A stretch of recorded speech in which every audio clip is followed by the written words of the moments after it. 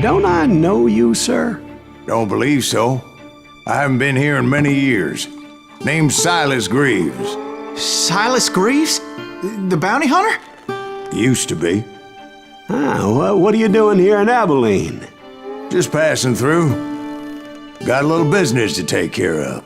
Well, sir, it would be an honor if you would allow me to buy you a beer. Hell, son, it would be my honor to drink it. I'm Molly. Howdy. I'm Dwight. That's Jack and Steve. Ben's behind the bar. Oh, I bet you got some great stories. A couple. Any of them true? Jack, be nice. A few. What about your shootout with Henry Plummer's gang in Bannock, Montana? Is that where you started as a bounty hunter? That's what it says in this here dime novel. Don't believe everything you read in them dime novels, boy. First man I hunted was back when I was riding with Billy the Kid. You knew Billy the Kid? Damn right. That scrawny son of a bitch had no fear. Wouldn't back down for nobody. I heard he collected the 10 stars off any crooked lawmen who crossed him. It was a war, boy. The Lincoln County War. And Billy promised his regulators would take the life of every bastard who helped bushwhack John Tunstall. Kid had a big chip on his shoulder and a hair-trigger temper. Made him dangerous as hell.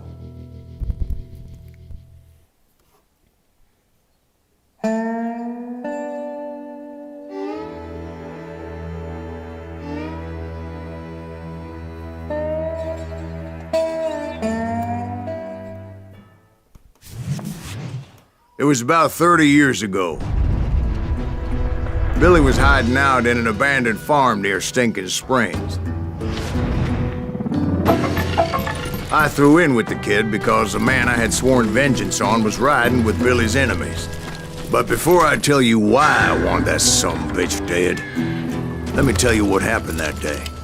I was heading back to the hideout when suddenly I had this funny feeling. Funny, haha?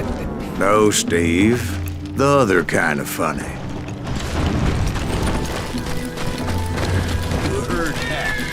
Stay here and keep an eye on the road. I knew those two morons would never let me through. I had no choice. What the hell? Shoot that sumbitch! Was it Pat Garrett's posse? Oh yeah. I heard the shots and I knew I had to move They're fast. coming from the rear! Garrett and his army of deputies had surrounded the entire homestead. I decided to help Billy and the boys out of it. So that's just what I did. As the governor of New Mexico was paying for the kid's apprehension, Garrett was able to hire every gun hand in Lincoln County.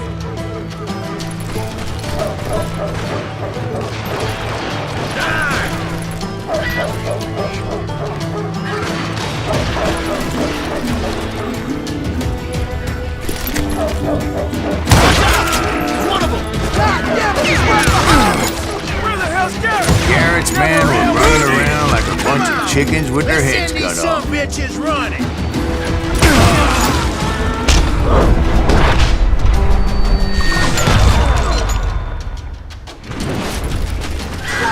Still, one of them reached the water tower. Not a bad idea. It would be a turkey shoot from up there.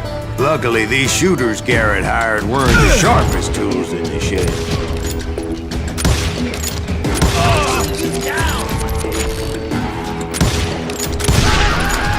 A lot of them were saddle tramps or sod busters or drunken drifters looking to make a few bucks.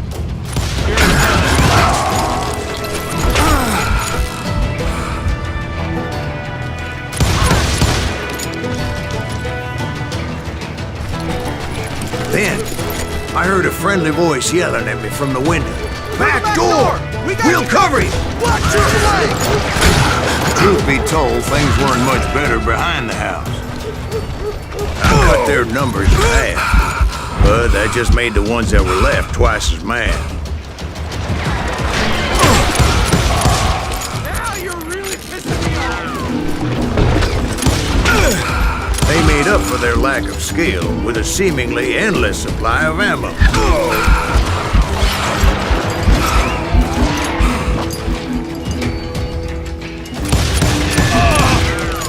was a bit of a slog, but I finally fought my way around the back of the house. And like that, I was inside, none the worse for wear. I passed Dirty Dave, and upstairs I found Billy and Charlie Bowler. Rat in a trap!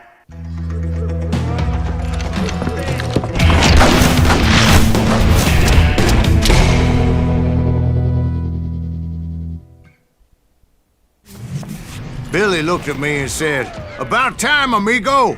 Grab a gun and get to the window." Wait, so you were friends with Billy the Kid? Yeah, sort of. Anyway, we were surrounded by dozens of deputized shooters who wanted to do us home.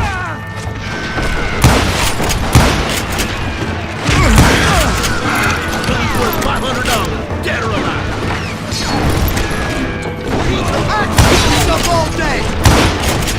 I'm telling you, Garrett's men were dropping like flies, but they just kept on coming. Where the hell Garrett get to? He's missing all the action.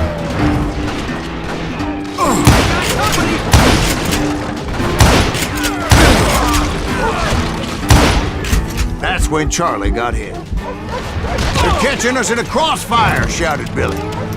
"Get to the other side."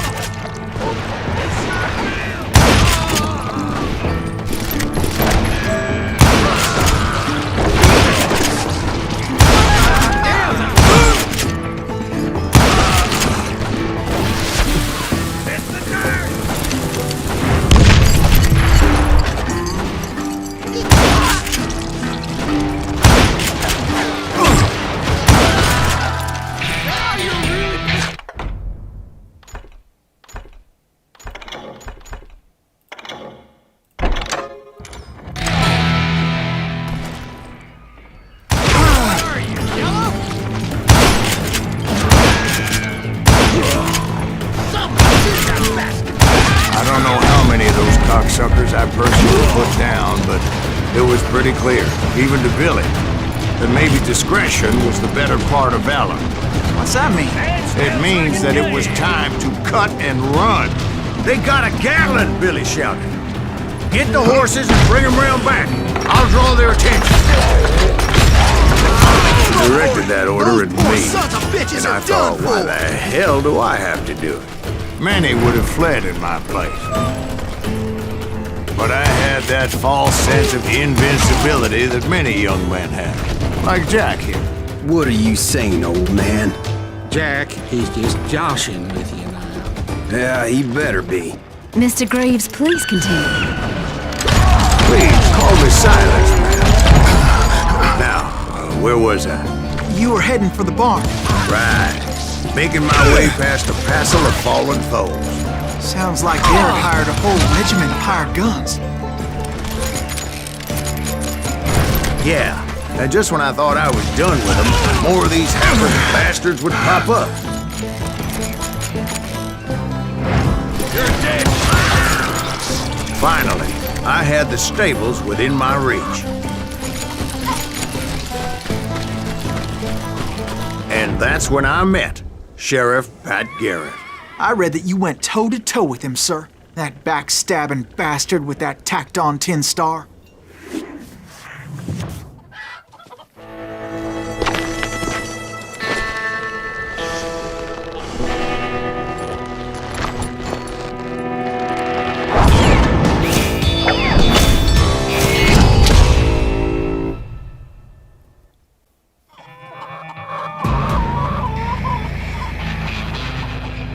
Challenged him to a showdown.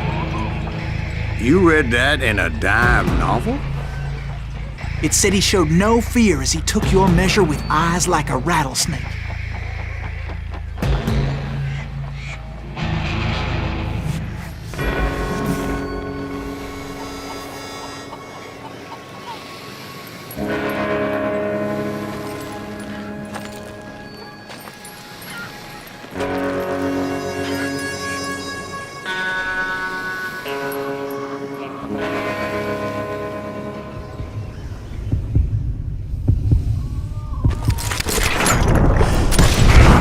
And that you killed him in a fair fight. Is that what that penny dreadful said? No, boy. That ain't what I meant when I said I met Pat Garrett. So let me start again. I finally reached those damn stables.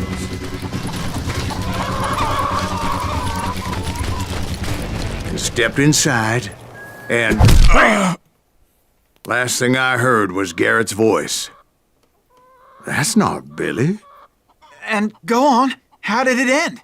And, boy, that was just the beginning.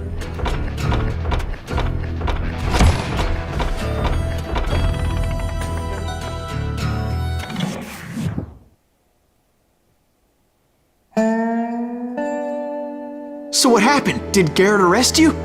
Yeah, after I came to, the bastard had clocked me with his Colt.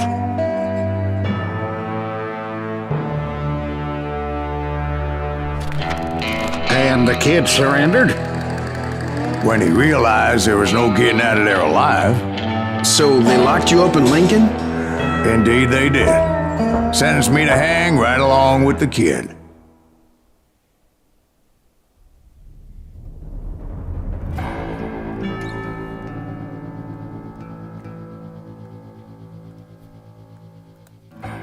It's important to know that I was only riding with Billy so I could find the bastard I was after.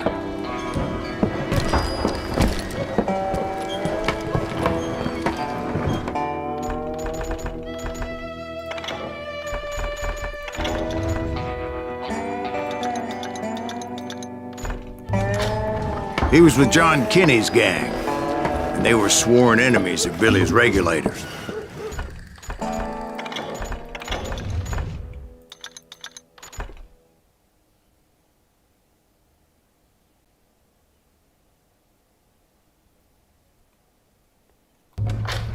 Why were you after him? I owed that son of a bitch a bullet for what he had done to me and mine. Instead, all I got for myself was a goddamn death sentence. Luckily, it was right around then that I heard Billy make his move. He shot Jim Bell and a few other guards as he made his getaway. Later, they wrote that some lady friend planted a pistol for him in the privy. What the papers didn't say is that Billy helped me escape too.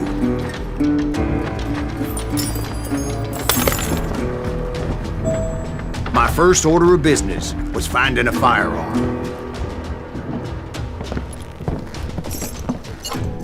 Luckily, I located Deputy Bob Ollinger's mean-ass shotgun.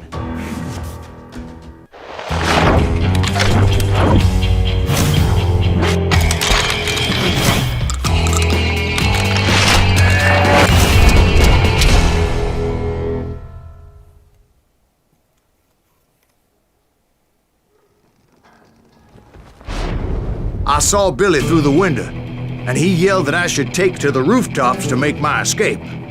So I did. Anybody see Billy?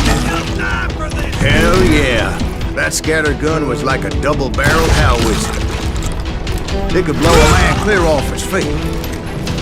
You hardly had to aim the damn thing. Guards were everywhere looking for him. Can't let the kid get away.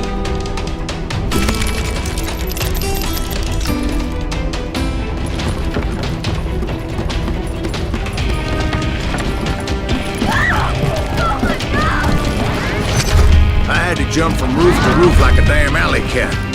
I followed the planks where I could, but some of that wood was slippery as hell. The whole town was up in arms. And suddenly, I was a fugitive. So that bastard you were after, what did he do? He did me and my family a grievous harm. But I knew if I was ever going to find him, I would need to get my ever-loving ass out of there. I tried to be stealthy and sneak my way past. This town doesn't have a moment's peace.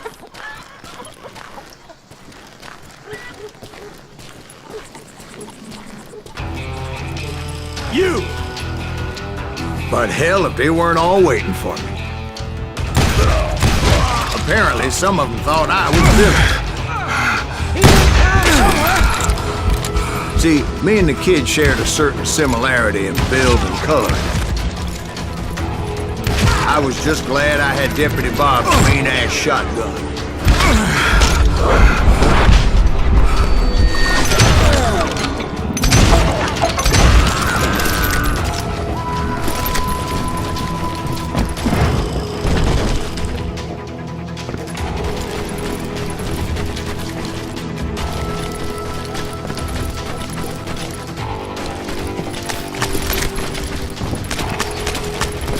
I've got this! Get your headstone! There's children here. Don't let him get away! So much lead was whizzing by my head, it was like everyone in Lincoln wanted to put me in the ground. I knew I needed to find a horse. Though I never did have a great fondness for those four-legged grass eaters. Smelly, sweaty, ungrateful beasts. We prize them too high, if you ask me. You're threatening innocent people!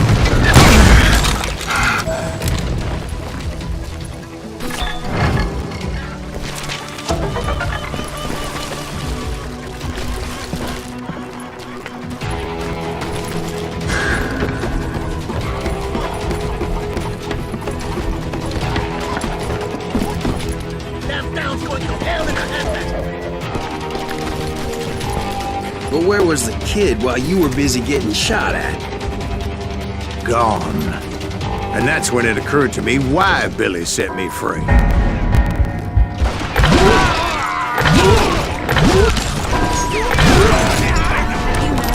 Extra decency? So I could be a hapless decoy and draw attention while he snuck out of town.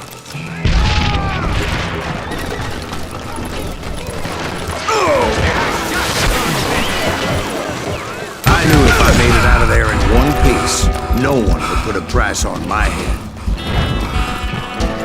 Because everybody in Lincoln would be dead?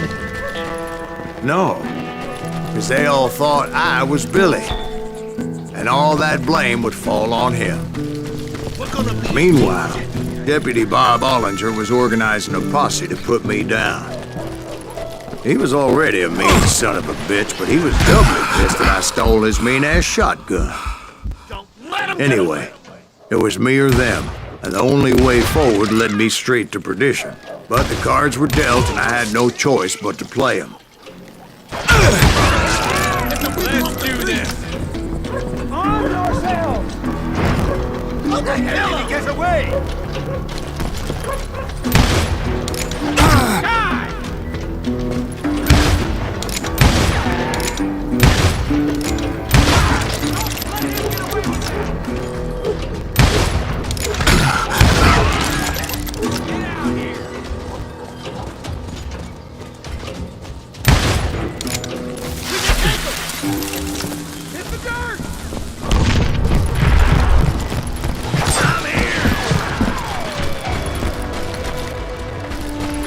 We're gonna be in deep shit when that gets back!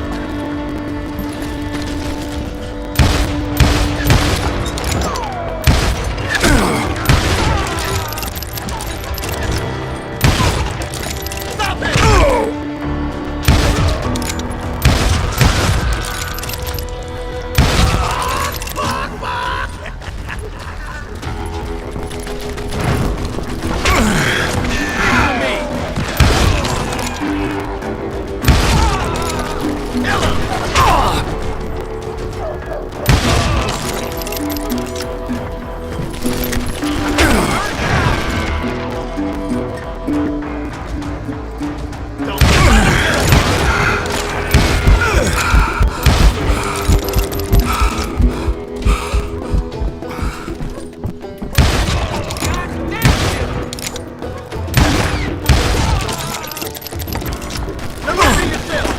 Finally, I found what I was looking for.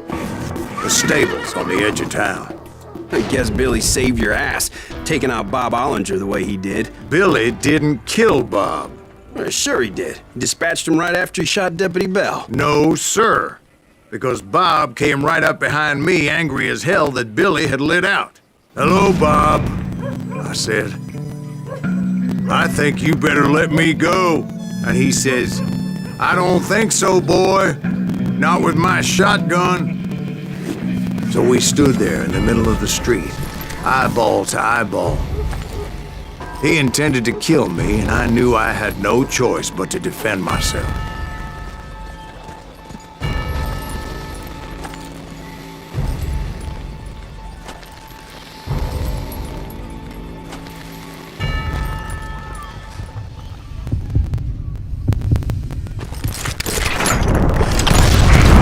I killed him in a fair fight.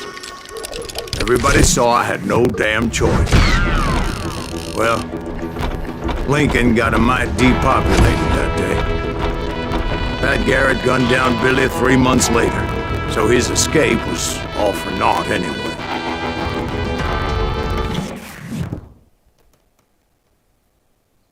So where'd you go after Lincoln?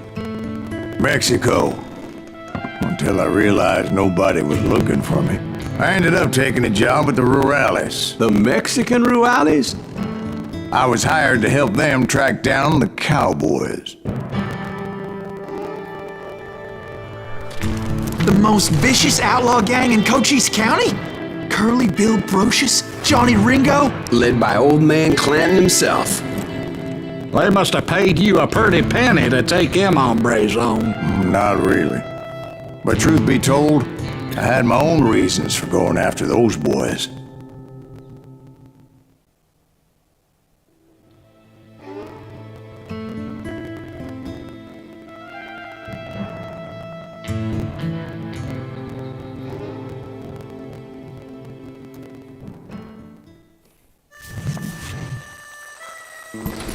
So was the bastard you were after now riding with the cowboys? Roscoe Bob Bryant was his name. Oh. But no, this time it was a different bastard I was after. The aforementioned Mr. Ringo. And yes, he was working for old man Clanton. I came upon them robbing a stagecoach, which wasn't surprising, being they were such murderous thieves and bastards. The bandits wore red scarves, so I knew they worked for the old man. Over there! There! I did my best to help those poor passengers.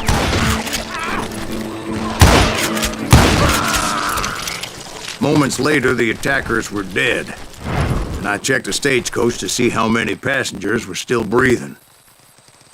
None. It was then I wondered if the rocks weren't hiding more bandits. Was that all of them? Or did I just hit the rear guard? I quickly got my answer. They attacked from on high like Apaches often do. They would appear in great numbers from above and rain down lead on their hapless enemies' heads, making use of the high ground and whatever else they had.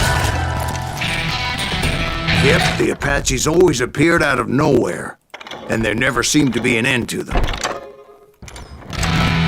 Hold on. Were you attacked by Apaches? What happened to the cowboys? Did I say they were Apaches? I said Clanton's cowboys attacked me Apache style. I was in a pitched battle, and I was holding my own against an overwhelming enemy force.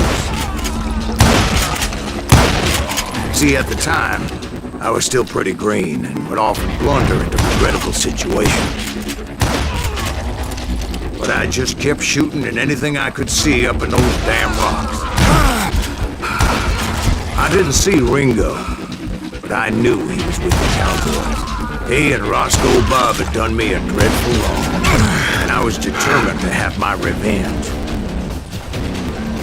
To get to Ringo, I knew I'd have to fight my way past these other assholes first.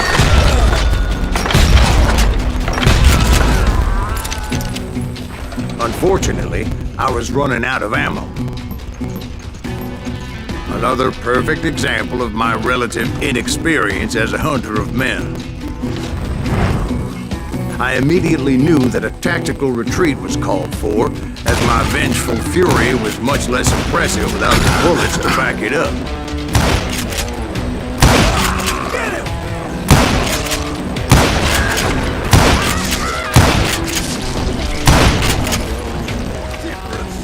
Finally, they managed to corner me. Trapped as I was, the odds of my survival seemed pretty slim.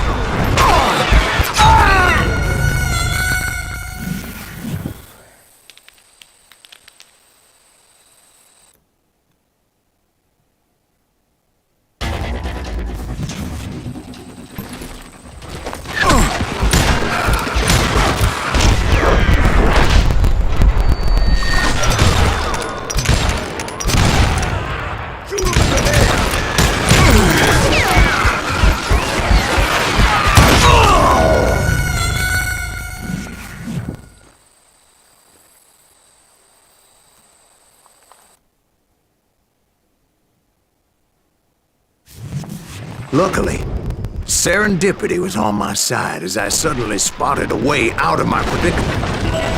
Hard to hit him. Move forward.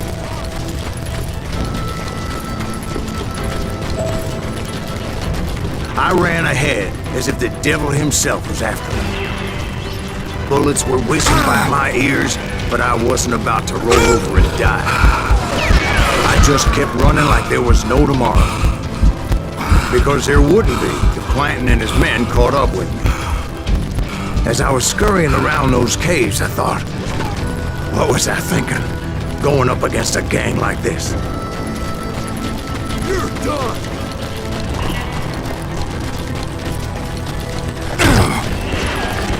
I just kept running, not knowing where the hell I was going.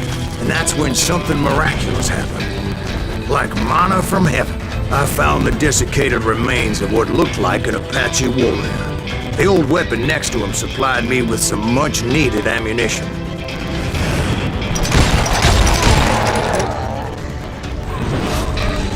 Bat Masterson once told me it was more important to be lucky than good, and he would know. And imagine my surprise when I found a fistful of dynamite to go along with that ammo. That stroke of good fortune evened the odds and bolstered my confidence. It was time to turn the tables. Time for the prey to become the predator. Time for the hunted to become the hunter. Time. All right, Jesus, we get it.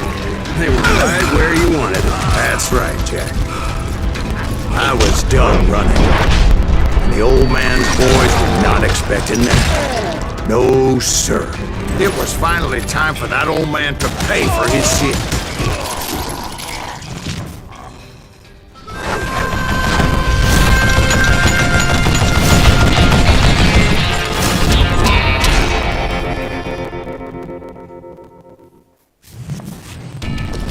I yelled out at the top of my lungs, "Clanton, I'm coming for you!" A little stealth might have made more sense, to be perfectly honest. Because that old fool had a Gatling gun and enough bullets to last him till kingdom come. But I knew I could not let that deter me. Not if I was to find and kill Ringo. I needed to get that old man off that gun.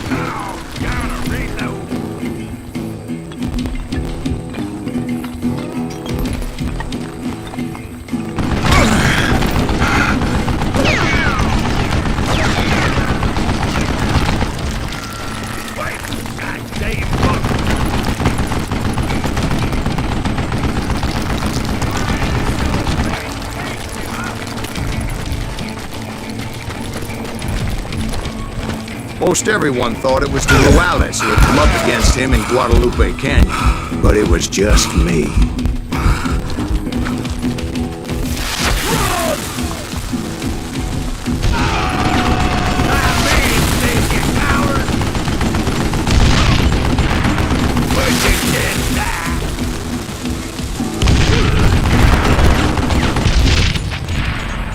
Apparently, one of the cowboys made it out of there alive, and told Ike and Billy Clanton that it wasn't a Mexican who took their father's life that day. They just assumed it was one of the Earps, and that little misunderstanding eventually led to that legendary gunfight at the OK Corral.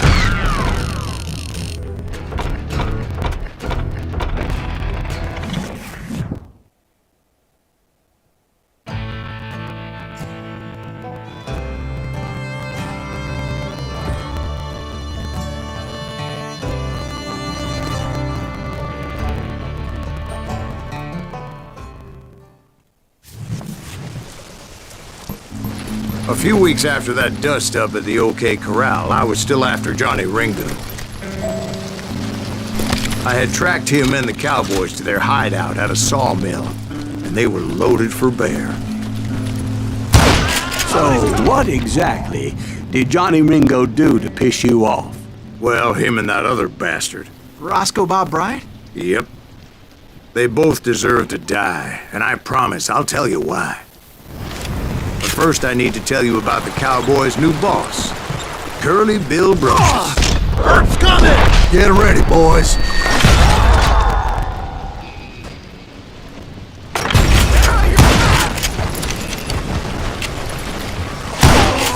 Curly Bill took charge of the cowboys upon the old man's demise.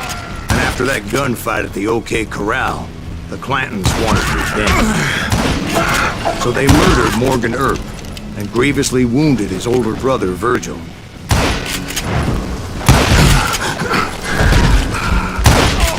Wyatt and Doc went on what became known as the Vendetta Ride, hunting those outlaws down. So when I showed up, that's who they thought I was.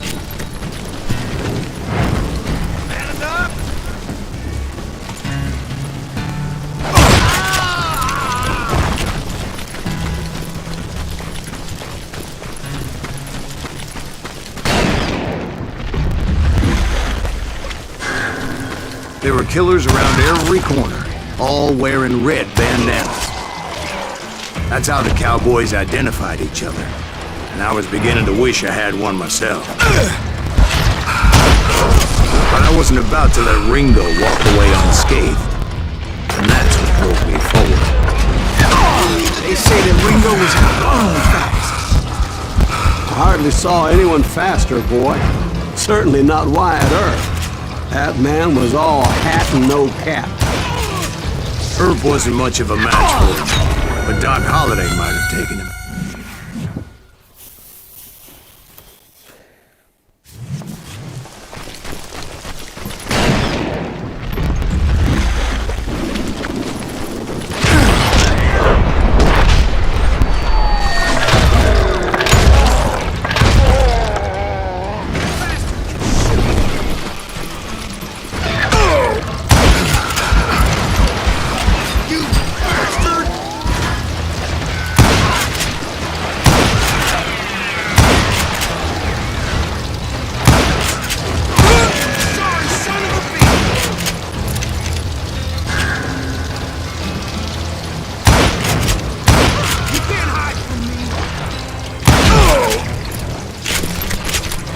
That Lunger should have kept his nose out of it. They never charged anyone for the murder of Morgan Earp. But everybody knew that Curly shot him in the back. That was common knowledge. Yeah, maybe so.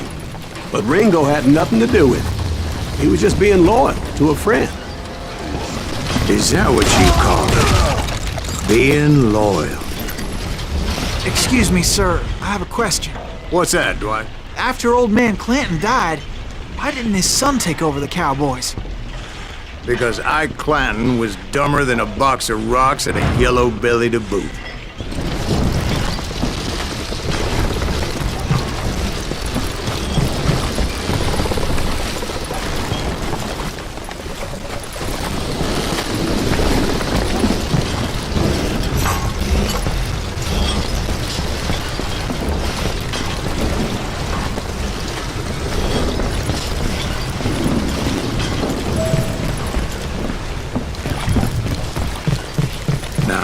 Where was I?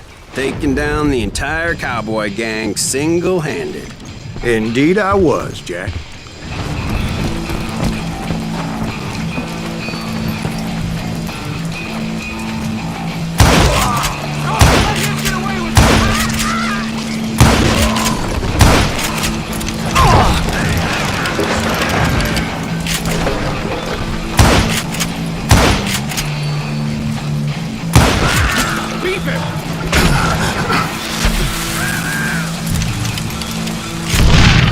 Though it wasn't easy, as those boys had good cover.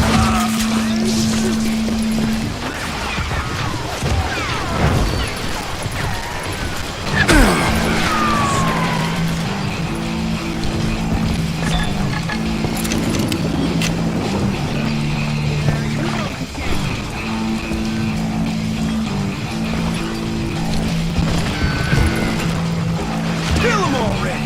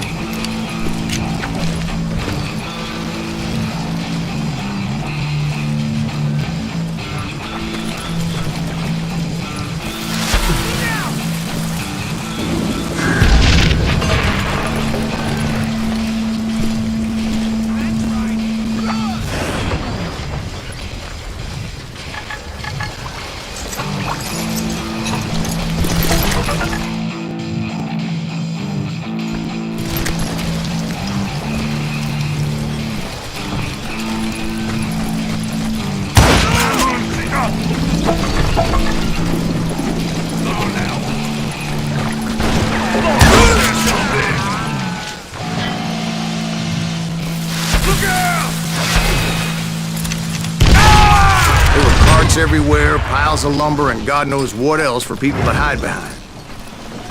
That really was one hell of a sawmill. Quite an impressive operation.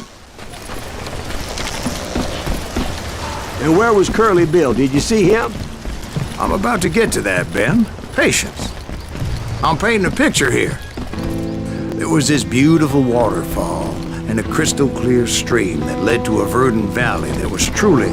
Consider your picture painted. What happened next? Well, finally the bastards that were still alive made a last stand.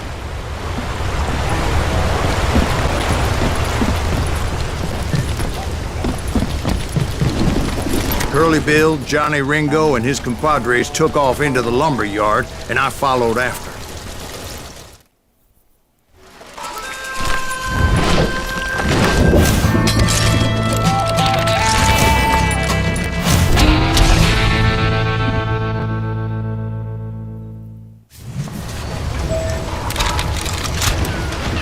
Are you saying they ran?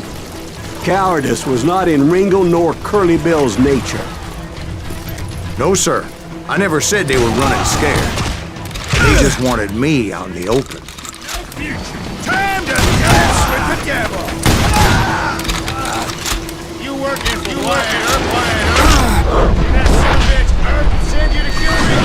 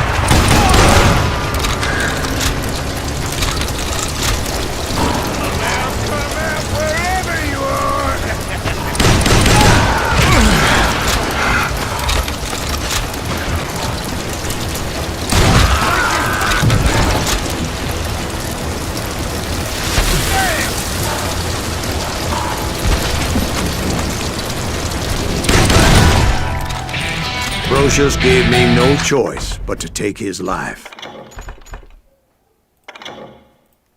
But Ringo was nowhere to be found.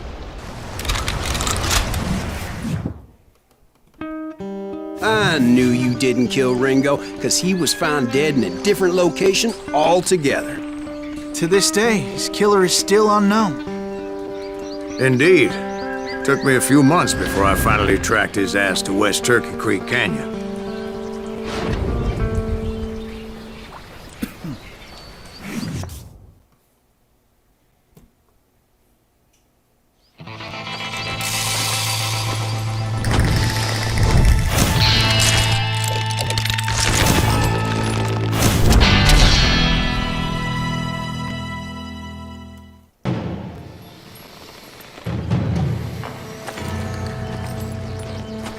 That's incredible, sir. I always thought that Doc Holliday was the one that killed him.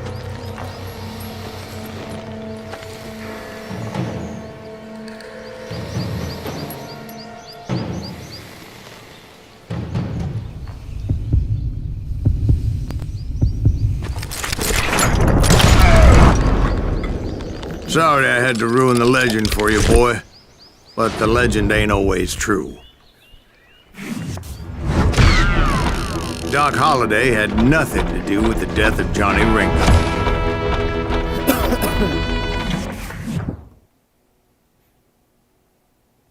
I was paid a healthy bounty for Ringo and Curly Bill, and realized there was real money to be made. That's why I went after Henry Plummer.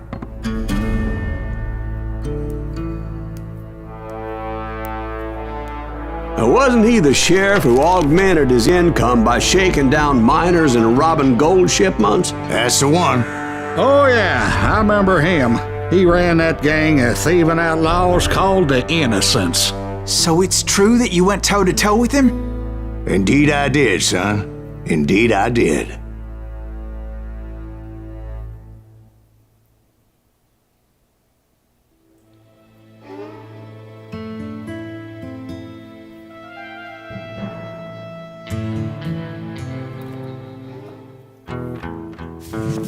I knew I needed resources if I was going to track down Roscoe Bob Bryant, and hunting Plummer looked like a good way to get rich quick. As the local vigilantes exposed him as the leader of the bandits, and put a generous price on his head. Plummer rallied his gang to plunder one last gold mine before making their escape, and that's where I thought I'd find him. Who the hell is that then? As my late father pointed out to me more than once, God made men, but Samuel Colt made them equal.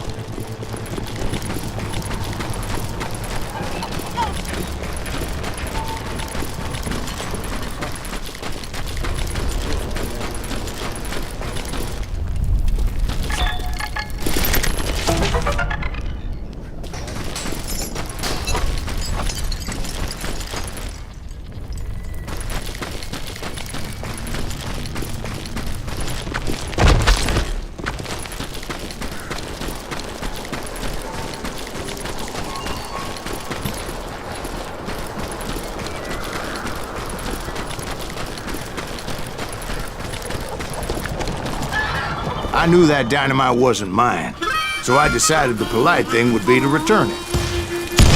It was the biggest gold rush since Sutter's Mill in '48. Unfortunately, prospectors weren't the only ones drawn to those riches. There were thieves and killers, robbing travelers and hijacking gold shipments. Like those that ran with Plummer. Some were just regular folks I knew from town, drawn by greed and easy pickings.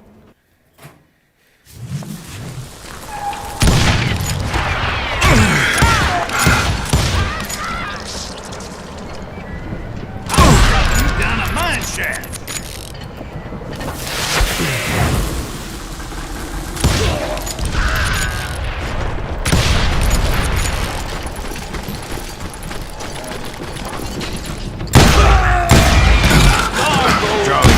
The blacksmith.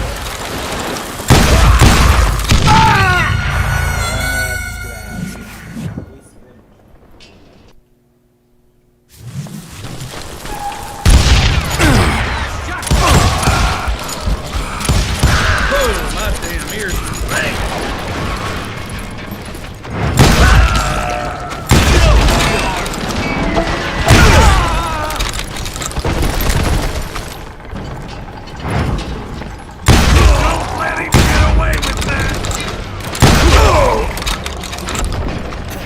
You ain't beating me. James, who worked in the stable. Plummer had a lot of men on his payroll. A hell of a lot. That son of a bitch pretended to protect the public with one hand while stealing them blind with the other. Of course, the rest were veterans of the Civil War. Stone-cold killers trained on the bloody fields of Shiloh and Antietam. Set up a defensive perimeter which I had no idea how to breach. Dangerous, desperate individuals. I was outnumbered and in way over my head, but I was too damn stubborn and stupid to realize it. They must have thought I was touched.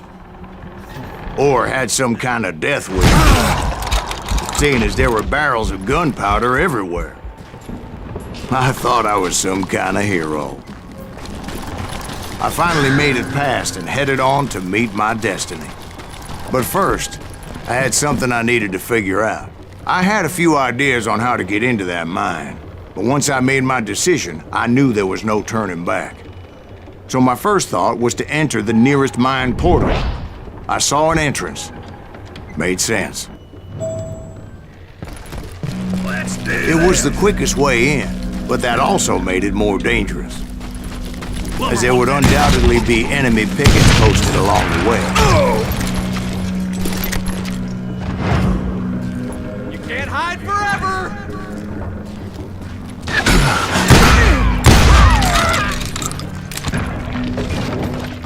Besides, once you enter a mine like that, it's easy to get all turned around. And that confusing maze of corridors wouldn't even be the worst of it. Some of those shafts could be as deep as hell. You won't get away with this! A single stumble or misstep can easily end in a deadly plunge to oblivion. You can run, but you can't hide! You're about out of bullets!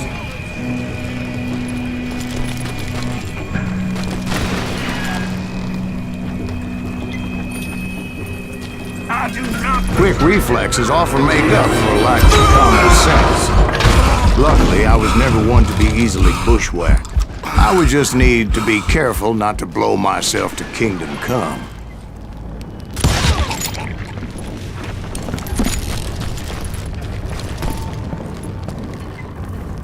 There he is! With all that gunpowder and dynamite everywhere, a body has to know what he's shooting at. Can't hide forever! You'll die for this, you hear me?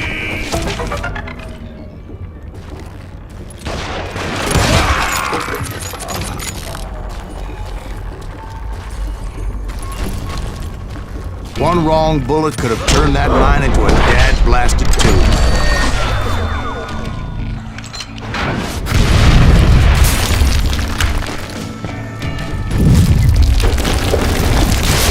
I freely admit that my plan of attack was not just moronic, but clearly insane.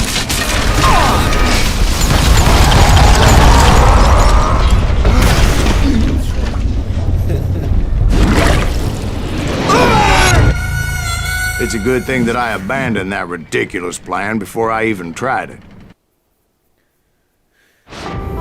Instead, I spotted a ladder, a way into the mine from the opposite side. It was a long way around, but that approach seemed more sensible at the time. Of course, being I had a problem with heights, that scaffolding scared the bejesus out of me. Climbing down that ladder required some caution, because even though I had a younger man's reflexes, no man can dodge a damn bullet while climbing down a rickety ladder. I was determined not to give up, however, as Sheriff Plummer seemed quite the despicable character. When the vigilantes discovered what the sheriff was up to, people were outraged. That 10,000 they put on his head would go a long way to helping me find old Bob. And I had made it my mission to settle that score come hell or high water.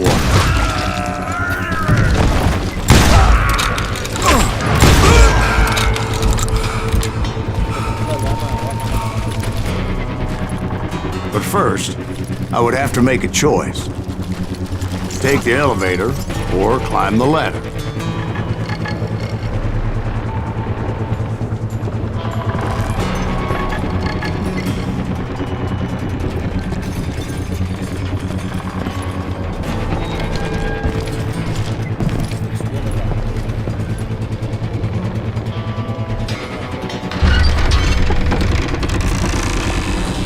I picked the more convenient and more dangerous route.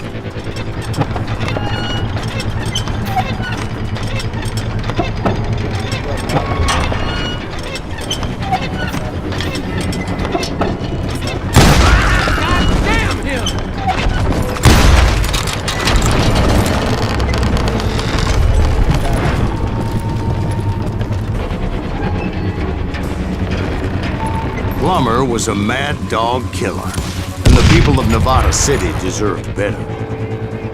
Nevada City? Well, I thought Plummer met his maker in Bannock, Montana. Right, well, he was the sheriff of both places at one time or another, but that's neither here nor there. The point was, taking him down would save a lot of lives, including my own.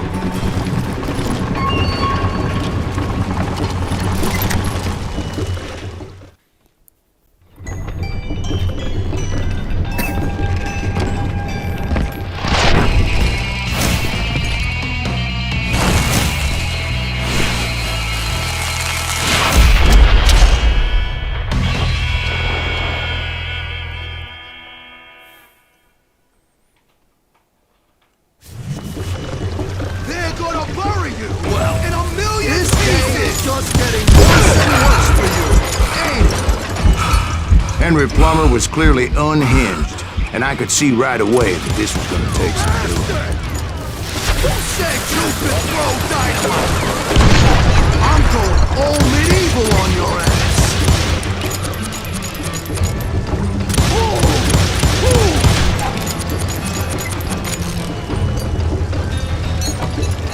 Show yourself!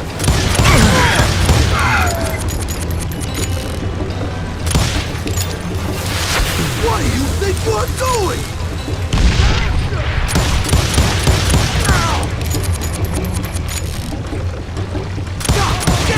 I need some help here! Come on, boys! Take this cocksucker out!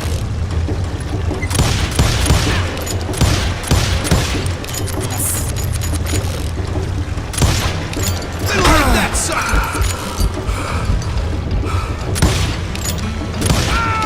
That's right!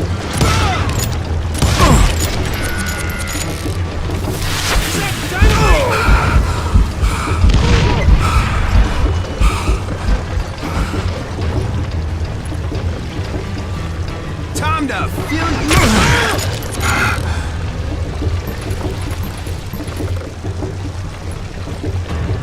This is gonna hurt. You can shoot, but can you aim? They're gonna need a dustpan to pick you up.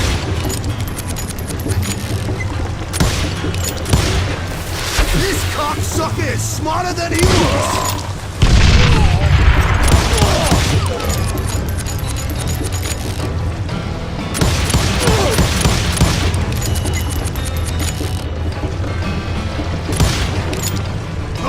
Guess you've had enough! Don't toy with him! Just kill him! You ain't taking me! They're gonna bury you in a million pieces!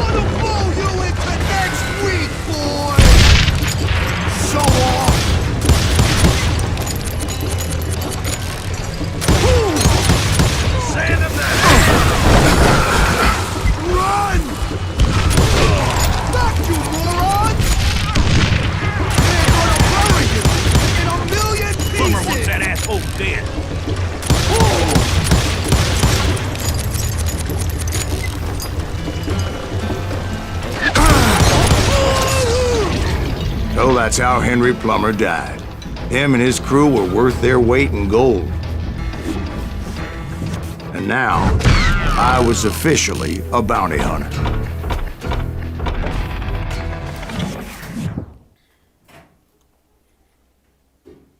So, did you finally go after that Bob feller? Well, I heard word he was in Kansas with John Wesley Hardin. So that's where I went. Where in Kansas? Abilene. Why do you ask, Ben? No reason. Was Hardin as fast as Ringo? Ringo was fast, but John Wesley was as fast as the devil himself.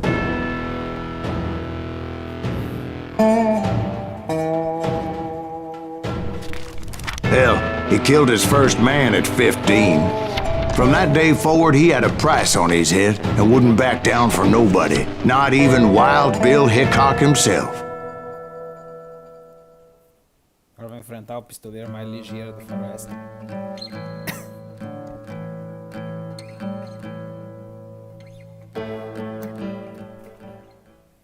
I dodged death many a time, and that night in Abilene was no different.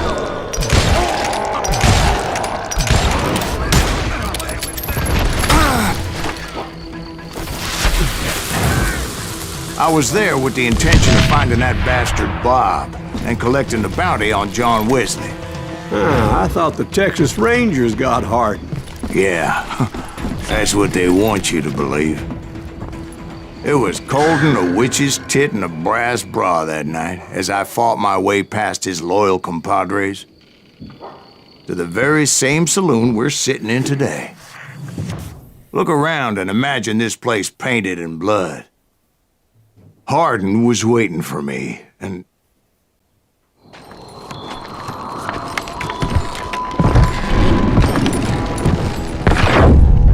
Wait, I'm jumping the gun here. Let me back up and give you some background on this sumbitch. He deserves that much. Don't you think so, Ben? John Wesley Hardin was a killer. By the end, he confessed to taking the lives of 42 men.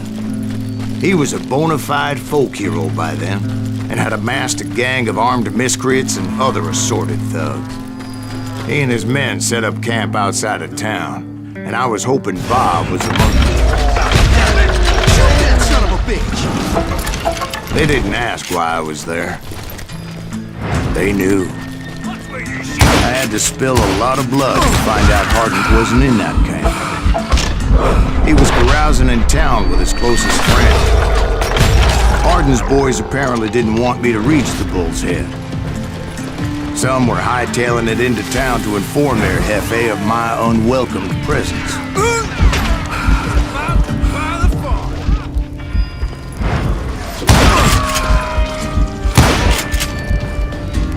Time to fill you full of lead.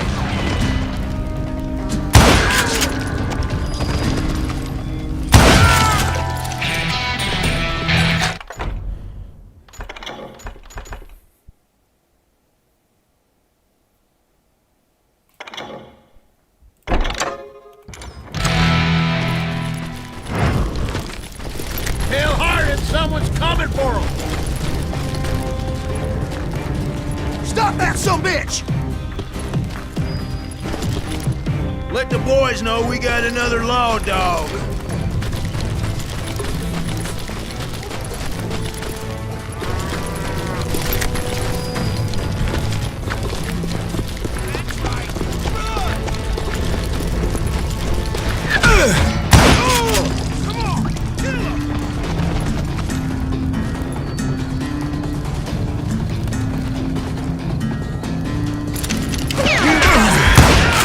I wondered if Bob was among them.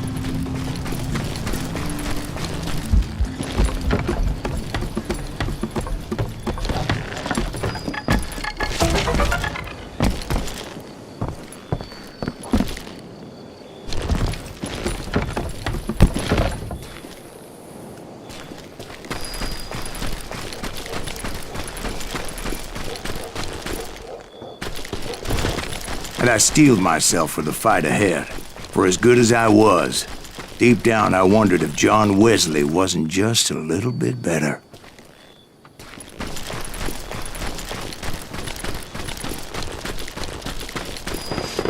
Before I could test my mettle against Hardin, however, I would first need to dispatch his cadre of hired killers. Most of these degenerates were beyond redemption, but John Wesley might have been a different story. I didn't learn until later that that night was in fact his birthday celebration.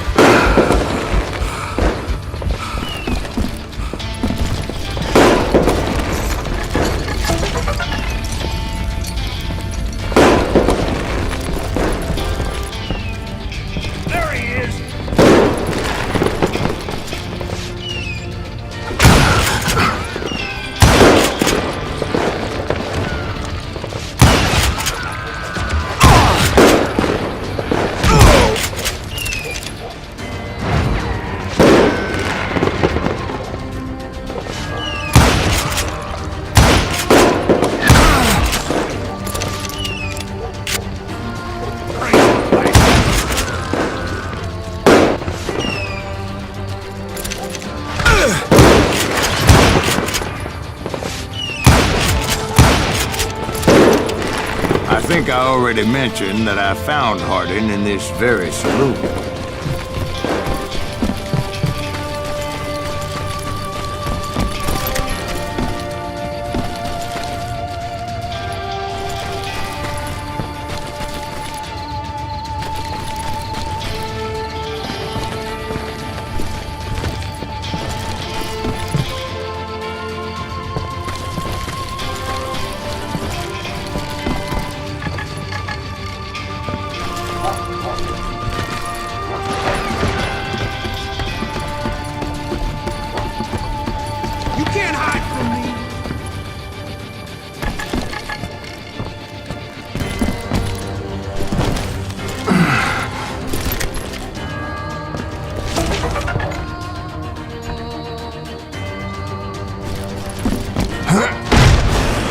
Suffice it to say, nobody there was happy to see me.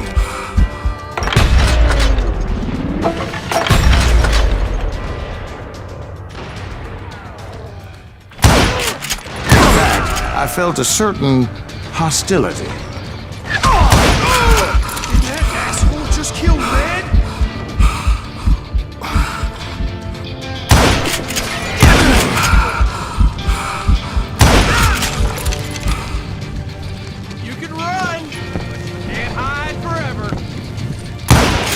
I was disappointed that neither Bob nor John Wesley were among the dead.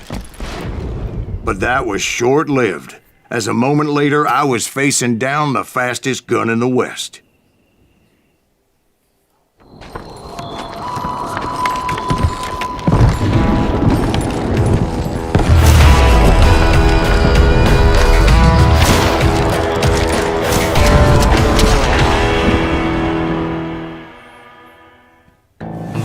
I felt a bolt of adrenaline, or maybe that was fear.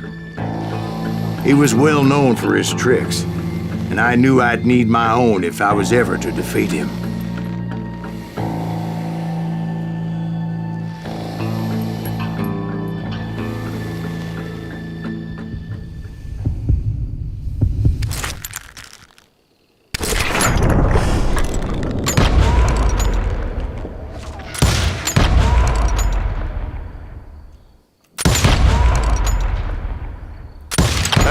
Faster than greased lightning. But being inebriated as he was, he didn't count his shots. And now, he was at my mercy. So he didn't die? No, I sent him to prison. Years later, after he was free, some restless avenger took his life. Shot him in the back in a saloon just like this one. Anybody up for another beer? Ben?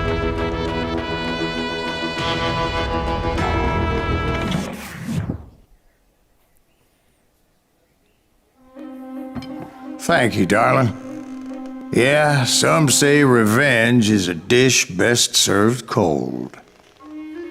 So whatever happened to that Bob guy you were after? Personally, I'd like to hear some of your other adventures. Like, I don't know, did you ever go toe-to-toe with a red man?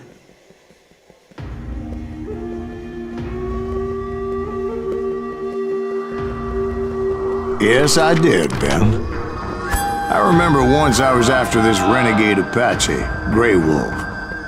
Strangely enough, revenge was also his primary motivation.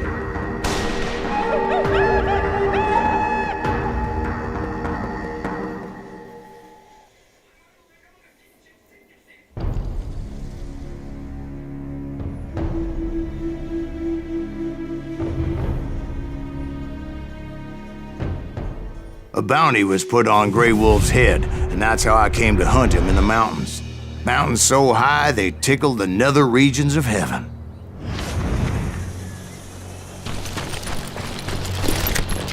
Grey Wolf was a Chiricahua Apache medicine man who had led a war party in revenge for a massacre against his people.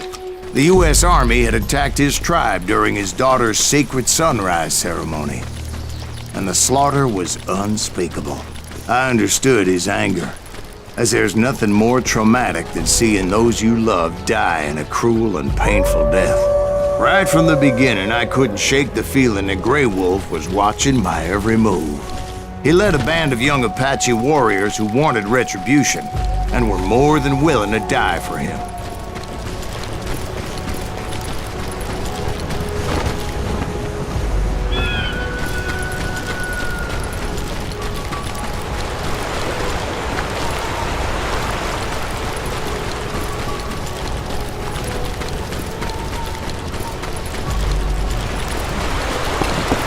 They saw me before I saw them.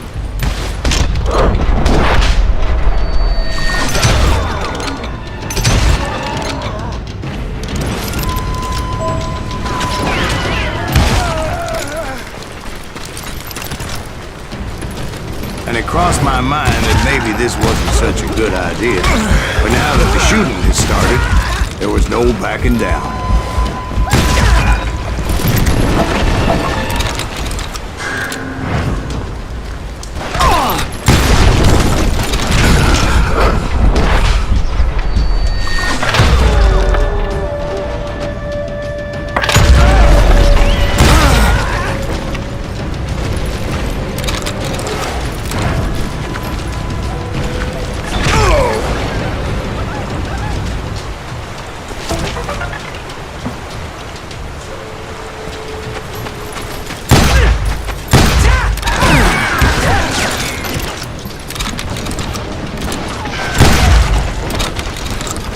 It was rugged country, the winter home of the Chiricahuas, and that's why they had retreated.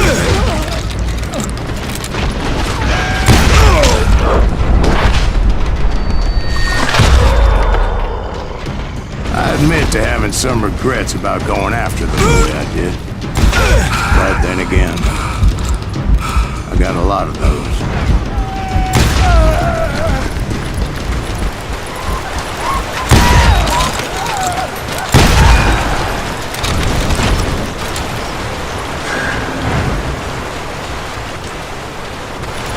Did you find Grey Wolf? Not at that moment, but I did find the entrance to their hideout.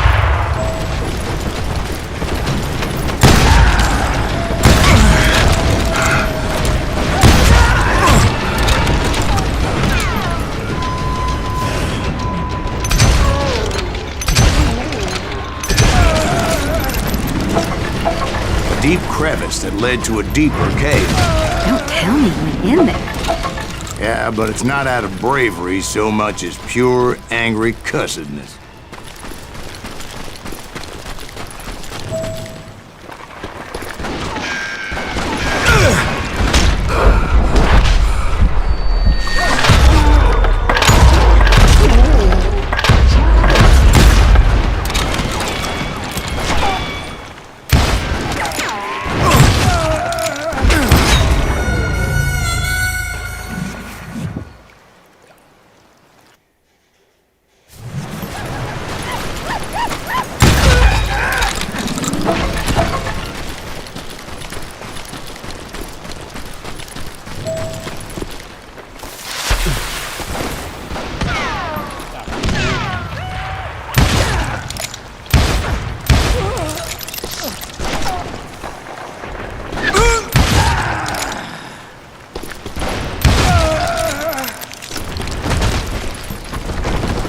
See, back then, I had a stubborn streak a mile wide, and I wasn't about to back down.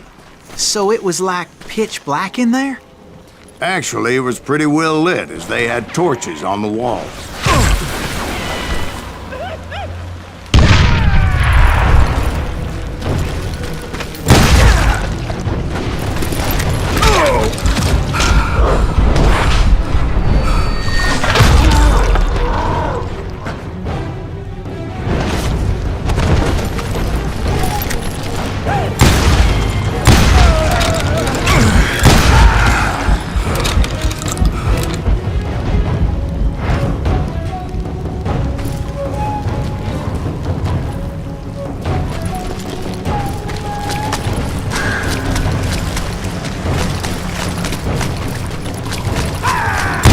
Was his cave? Big as hell, Ben. Chiricahua had hid out there during the Indian Wars.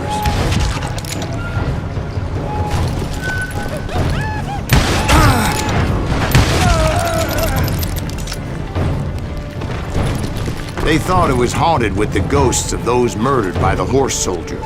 The cave was haunted with dead Indian ghosts? To be honest, I was more concerned with the live ones than the dead ones.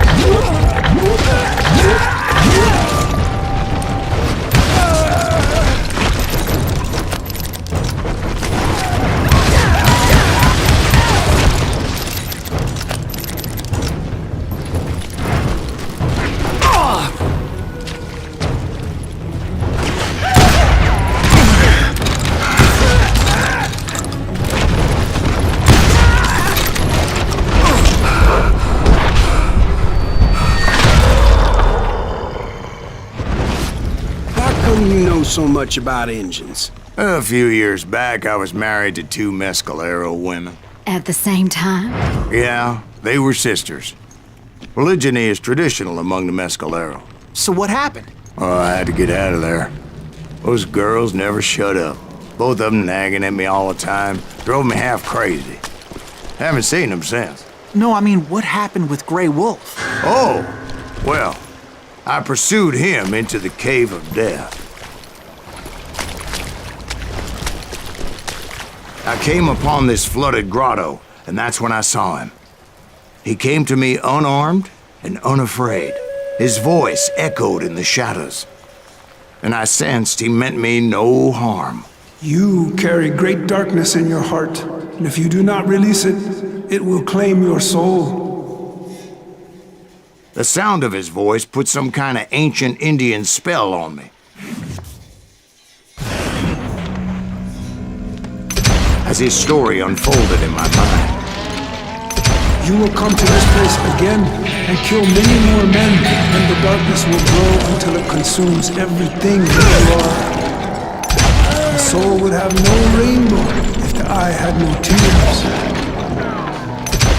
He said I was a great warrior, a coyote man, unequaled by any other pale-faced warrior, or something like that. The snakes will bite shadows of your past until a venom poisons your heart, and an echo of the song of the dead summons the spirits deep from within the mountains. I didn't quite get what he was saying, but there was definitely snakes. And indeed, his warriors surrounded me and attacked me like hungry wolverines. They couldn't stop me, though, and Grey Wolf wasn't in the mood for idle talk.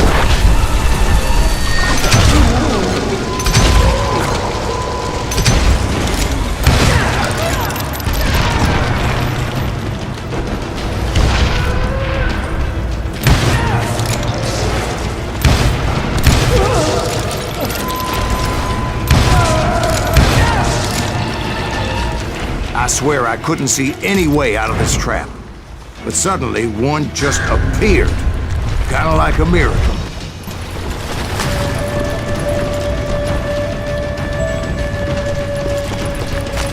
I felt like I would be lost in that damn cave forever. Finally, I found myself back outside, perched on the edge of a precipice, overlooking a thundering white water river. To get where I was going required several leaps of faith. but no way in hell I was turning back.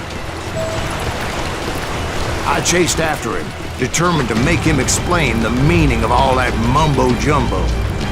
Mumbo-jumbo is right. Are you making this all up as you go? A few details may be fuzzy, brother, but I am relating exactly what happened to me. There were dozens of Apache warriors aiming at me from on high. Dozens? Well, maybe not dozens, but there was a lot of them. At least 3 or 4. Well, more than that, little lady.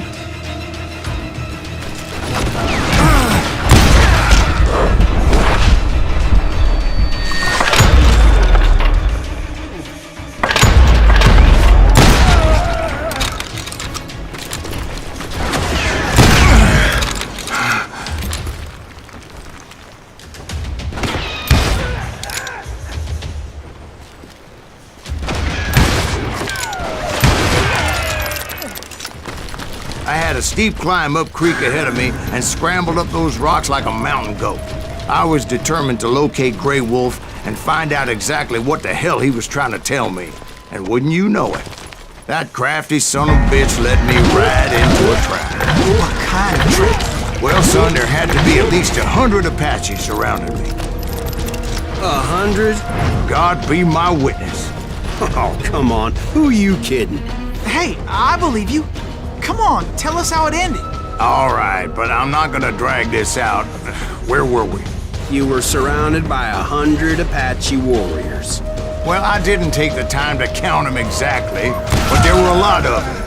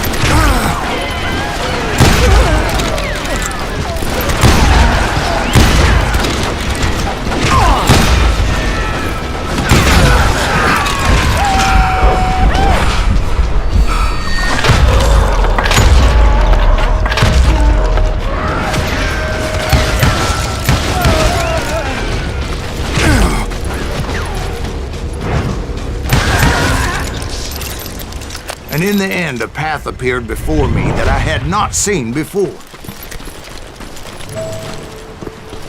I followed it as I desperately needed to find out what Grey Wolf was trying to tell me. But it was like that son of a bitch disappeared into thin air.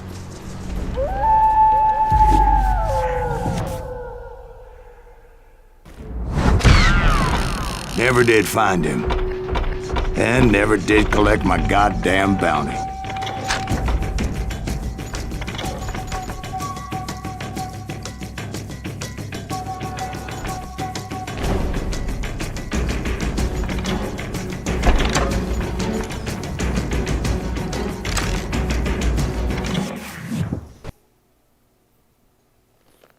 Thank you, darling. It's interesting how the truth can sometimes seem, might malleable, depending upon your point of view. Like how those dime novels make you out to be something you're not? Jack, don't be starting trouble. No, he's right. They do tend to exaggerate. Did they exaggerate your part in taking down the Daltons? Well, I was there in the flesh, boy, so I saw what happened firsthand.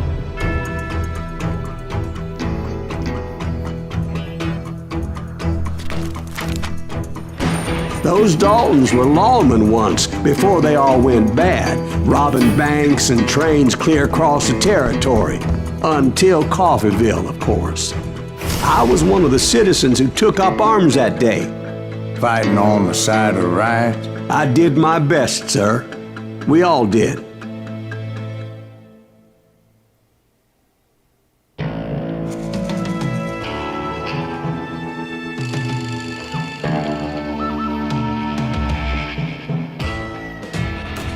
It was early morning. One of my friends was a local gunsmith, and he handed out firearms to anybody who'd take one. You see, the dogs got it in their heads to rob 2 banks at the same time. 2 banks on the same damn street.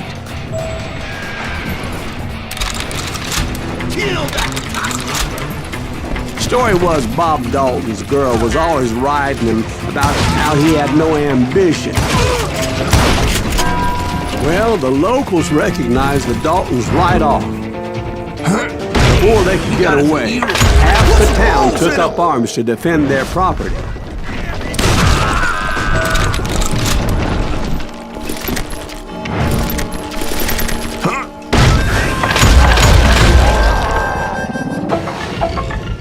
The brothers paid dearly for their stupidity, but everybody knows they had it coming. There's more to it than that. I read all about that day, so I know for a fact that it went down very differently. First of all, it was high noon. A posse of U.S. deputy marshals were on the rooftop across the street. Get ready, boys. They're gonna make a move. The lawmen had been tracking the Daltons for months. Now they finally had them dead to rights. Among them was a bounty hunter feared by many a lawbreaker. The marshals tried to get the Daltons to surrender. They'll give up eventually. We just gotta wait till sun pitches out. This bounty hunter knew that the brothers were far too proud to ever lay down their guns. He went in there alone to confront those criminals.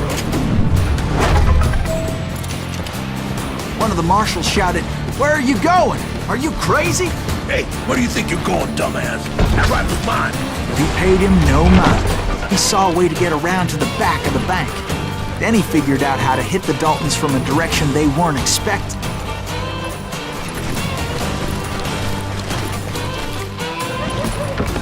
From above. Fortunately, a water tower was right there.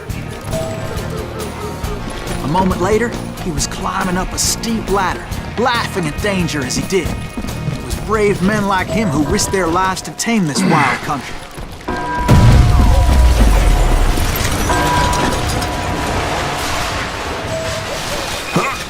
We've got company. Heroic men like him, who did what other men couldn't or wouldn't to make this country free.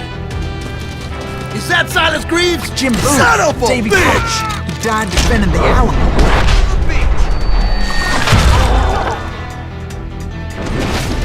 I did not just...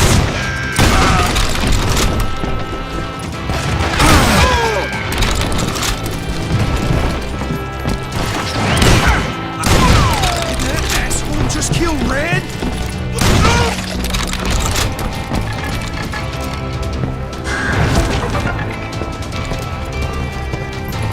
Over there!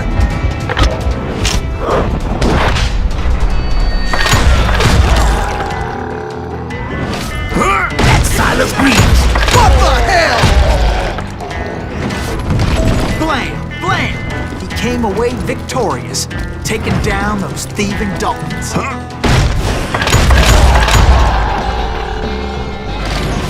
His name was Silas Greaves, and when the dust finally settled, he was the last man standing.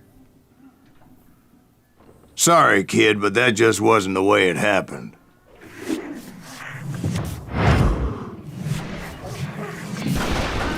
It was early evening, not high noon.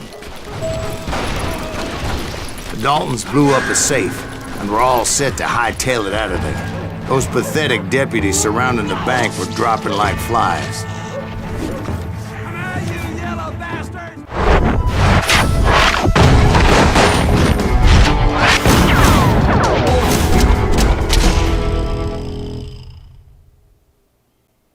I'd been tracking those jokers for months, waiting for them to do something reckless. And finally, they did.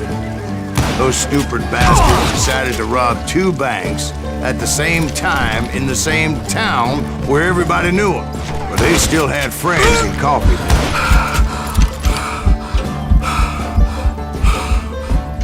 Face me, you coward!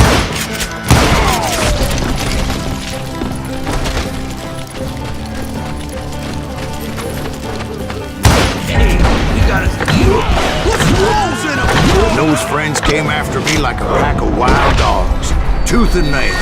They were coming at me from all directions.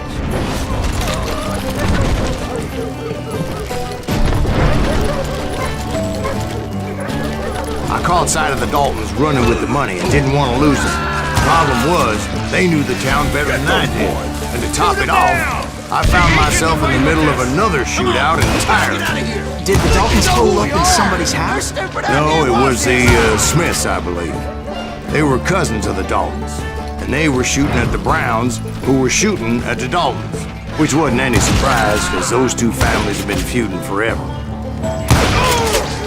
And since the Joneses are related to the Browns, they shot at the Smiths, pissing off the Heimhoffers, whose daughter recently married a Smith. Well, bullets were flying every which way as all the old feuds in Kansas caught fire all at once. There was a hell of a lot of pissed off people in Coffeyville that day. But that's just the way life is sometimes. Shit happens.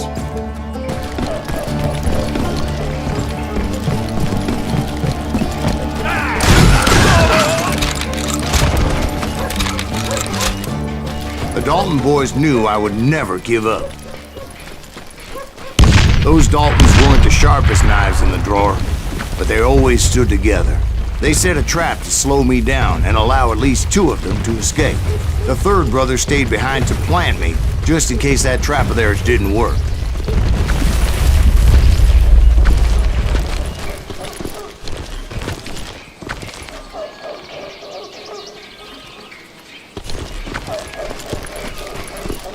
It was Emmett, the youngest. And he decided to stand his ground and face me down. I ain't afraid of you, Silas Reeves. This is where it ends for you.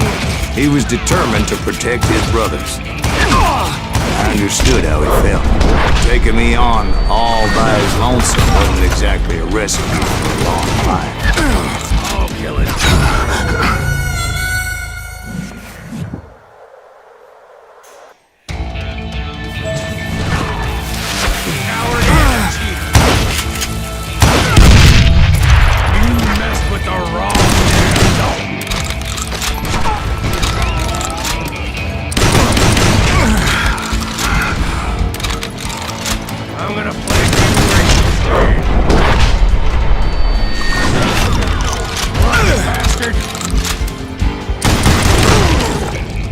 But Emmett Dalton survived the robbery in Coffeyville. He's the only Dalton who did.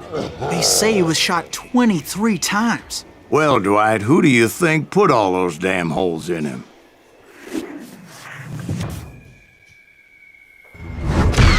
But I have to admit, that boy had grit.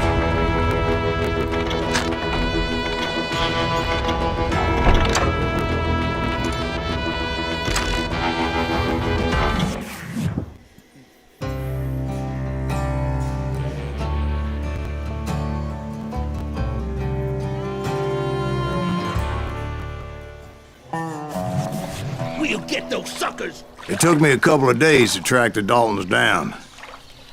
They can't get away with this! And in that time, a whole posse of local vigilantes offered to lend a hand.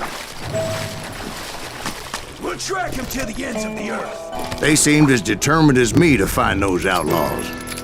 But as we headed into those swamps, it was like I had my own private army. There was no way those boys were getting away this time.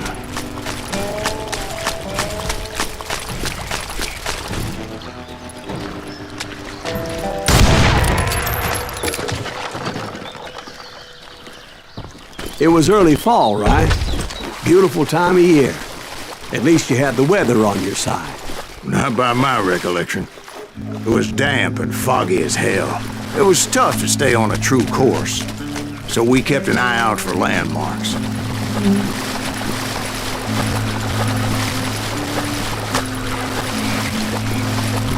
It was autumn. The maple trees were in full color, red as blood.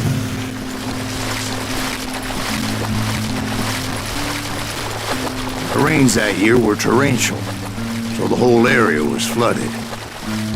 The vigilantes had spread out wide, and pretty soon I couldn't see anybody.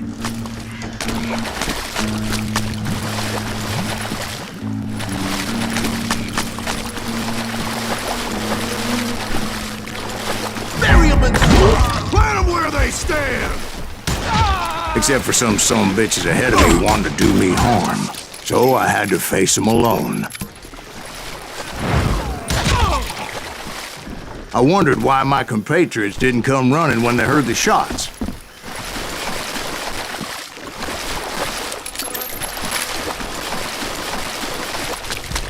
So did you find the Daltons? Not yet, but I did have the questionable pleasure of meeting a few of their friends. The boys had established quite a reputation by that time, so they attracted all manner of riffraff to their cause.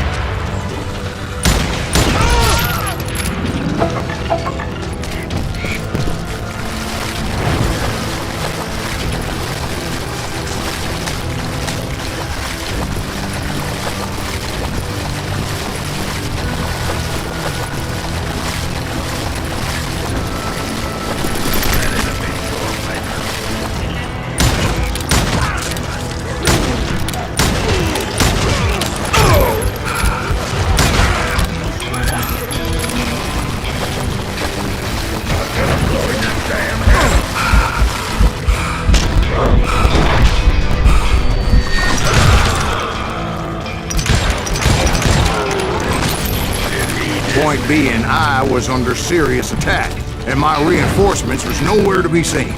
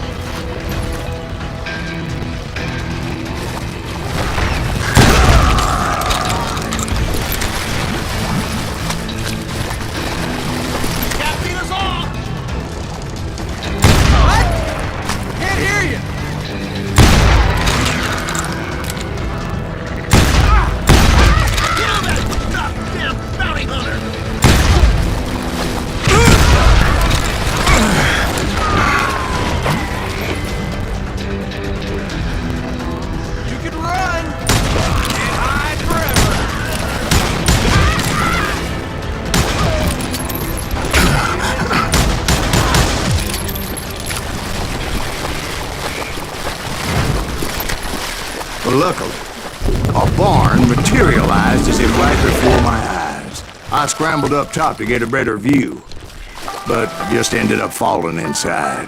So, how did you get out? The barn doors was open. About right then, I saw some suspicious characters running for the bushes. Of course, I followed them. But that goddamn swamp was like a goddamn maze, and pretty soon I had no goddamn idea where I was. Steve? Steve?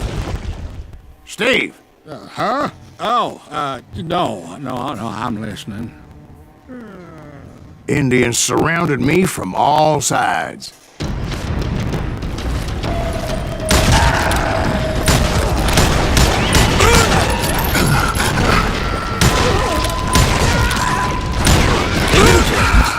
There were Indians? No. I just wanted to make sure Steve was paying attention. Now, where was I? You were following the Daltons through a swamp?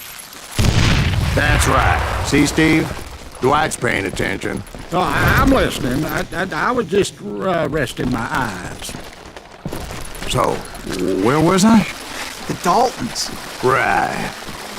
See, there's a reason so many outlaw gangs are made up of brothers. Being a brother is a very sacred thing. It's a bond like no other.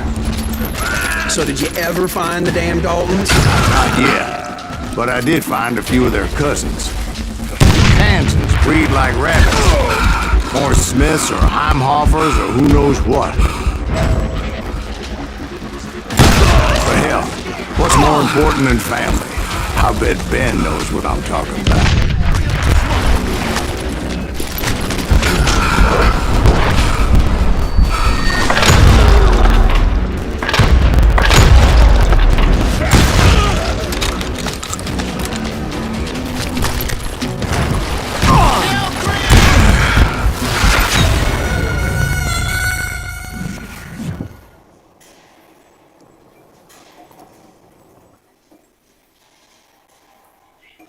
Bounty hunters! Stop that son of a bitch!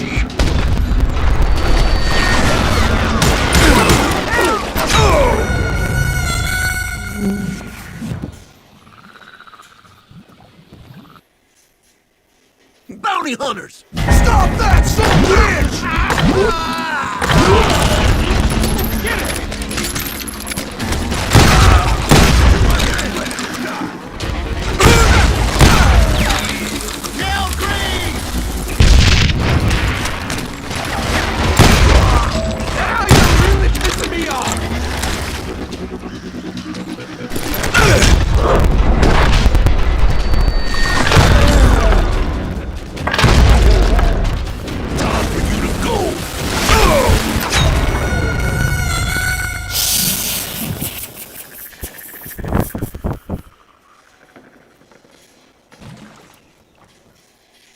Bounty hunters! Stop that son of a bitch!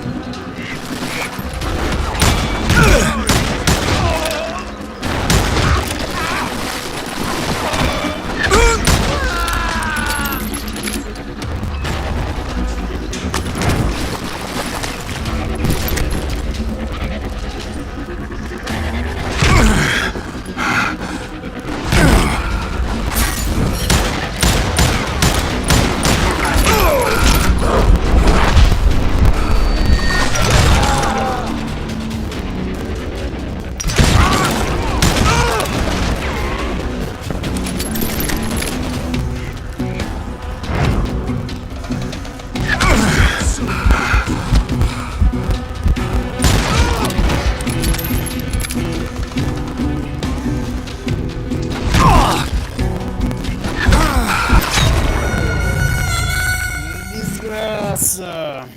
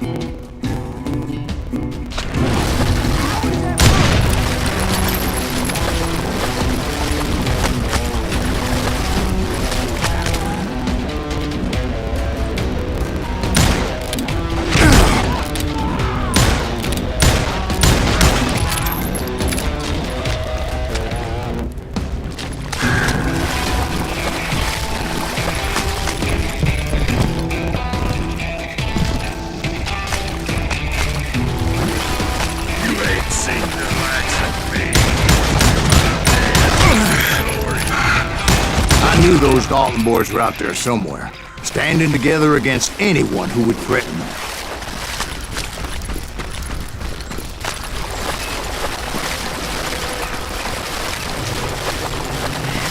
And that's when I saw it. A goddamn steamboat. A steamboat in a swamp? Yeah, Steve, but this wasn't much more than a wreck, really. But how'd a damn steamboat end up in the swamps? Guess it floated off during the flood of '89. Now, was it a stern wheeler or a side wheeler? What? Does that really make a difference, Steve? It was a steamboat with a goddamn army on board. It was then that a fusillade of bullets come raining down from on high. And those vigilantes who accompanied me weren't anywhere to be found. But among those men that were shooting, I thought I saw some familiar faces.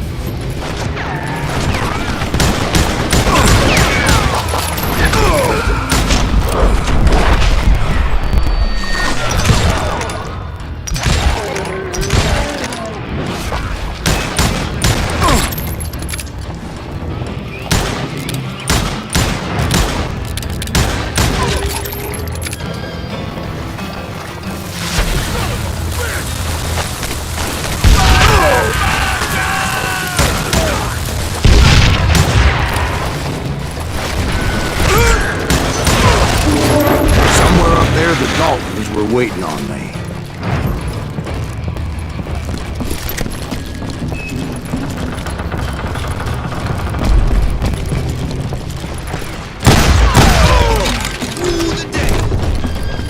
Sounds like you don't give up too easy.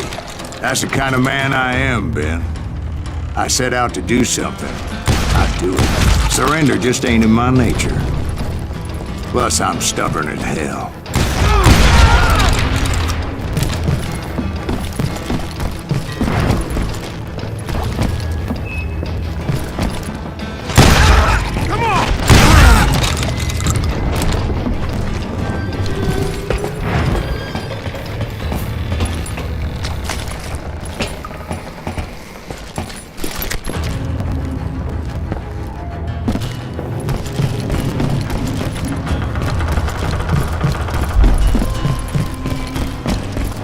Right about then, much to my relief, the vigilantes finally arrived.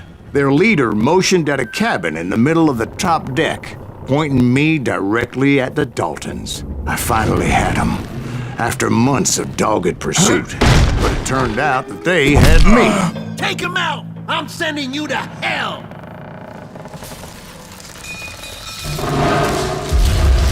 The Daltons had played me like a fiddle. Apparently, the vigilantes were on their damn payroll. They didn't just want to shoot me. They wanted to burn me alive. But finding my way out of a burning labyrinth proved to be quite a challenge. It was a riverboat, right? I mean, it's not like it was a goddamn ocean liner. Well, yeah, but I was in a Did you fight. hear about that ship that's gonna launch next year? Largest in the world. We're talking about the Titanic. If you ask me, it's too blessed big. I don't think it'll float. So anyway, Don't be stupid, Steve. They know what they're doing. They say that the Titanic is unsinkable. oh God, But getting back to that steamboat, how'd you get off it, Mr. Breed? I took in a lot of smoke that day, so I admit my recollection might be a bit hasty. But somehow I managed to finally disembark. It was time to settle this once and for all.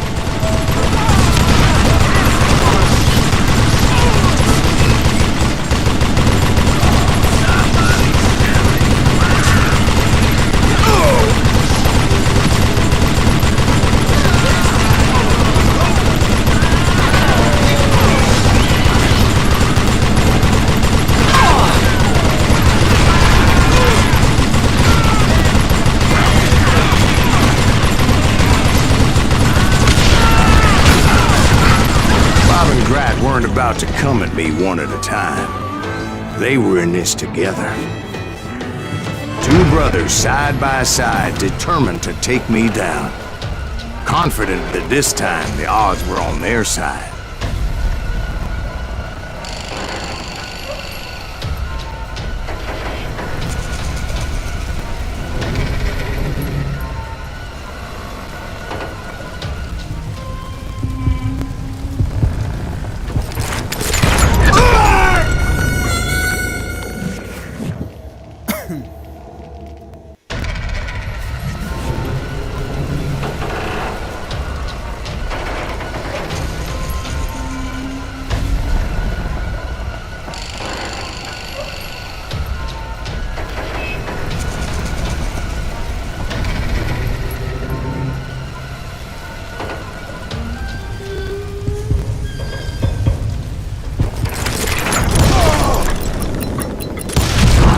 They got it wrong. A sad end for those two. If they'd only known that Emmett was still alive despite his wounds. Paroled 14 years later, he moved to California and sold real estate and lived off the legend of that fateful day. And the tragic death of his two brothers.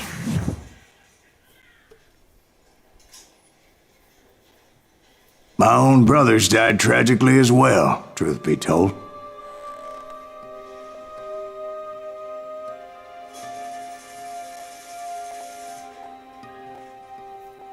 It was 1868, and me and my older brothers were pulling a tidy profit running cattle into Juarez, Mexico. One night after my brothers retired for the evening, I found a little poker game in a cantina with a couple of cowboys. And I just couldn't lose.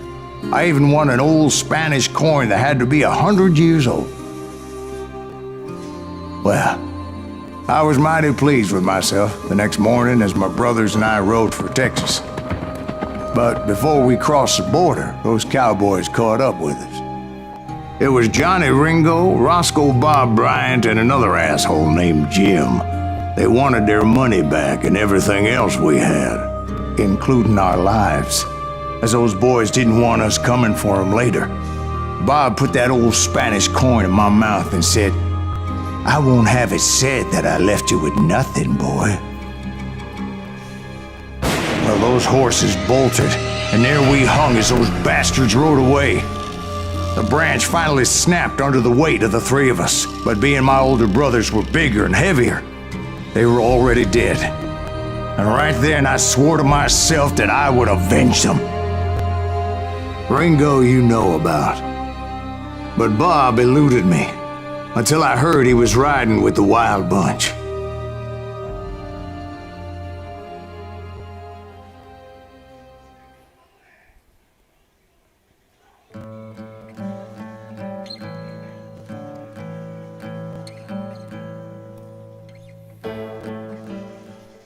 I'd been on their trail for months, ever since they left their hideout in the Bighorn Mountains. Led by Butch Cassidy, they were a loose association of outlaws who robbed banks and trains from Colorado to Montana. Among them was the Sundance Kid, and that murderous hombre I was tracking, Roscoe Bob Bryant. Were you a part of that giant Pinkerton posse after the Wild Bunch? No, boy. A circus like that would have slowed me down. Besides, I wanted Bryant all to myself. I'd heard about a large shipment of gold being transported to Wilcox, Wyoming on the Overland Flyer. They blew the bridge with the intention of forcing the train to stop. Well, I assumed the Wild Bunch was likely in the still intact part of the train high above. I was determined to make that sumbitch Bob pay for what he did to my brothers.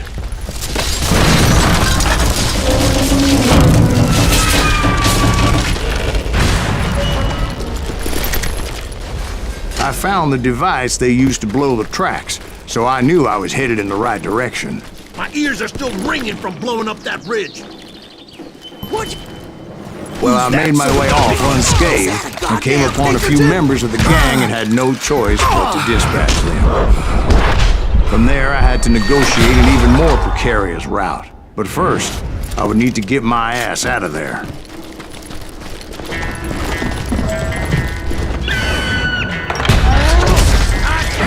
I jumped from the frying pan into the fire as the train was clearly fixing to fall.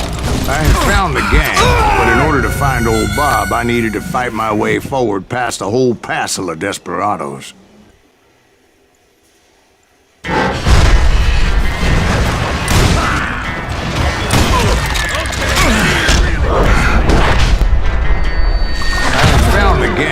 But in order to find old Bob, I needed to fight my way forward past a whole passel of desperados. Outside, inside, any way I could, I made my way towards my prey. Well, what about the passengers? It was mostly a freight train, as I recall. There were no passengers aboard that day.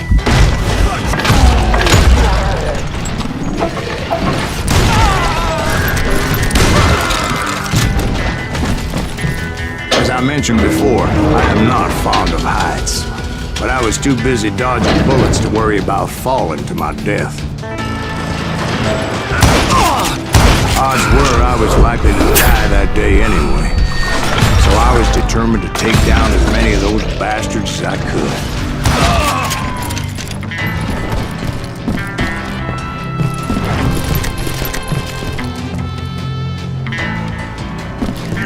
Times it was like shooting ducks in a shooting gallery. The only difference is these damn ducks shot back.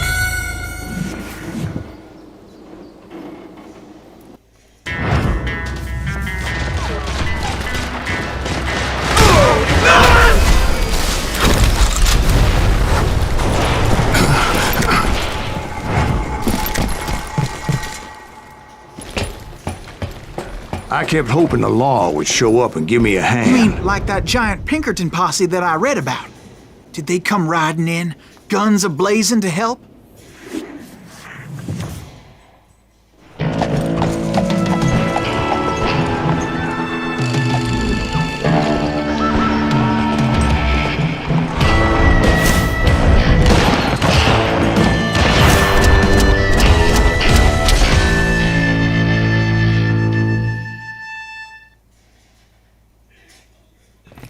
Help? From the Pinkertons? No, son. I had to fight the Wild Bunch all by my lonesome, as usual. Who the hell is that?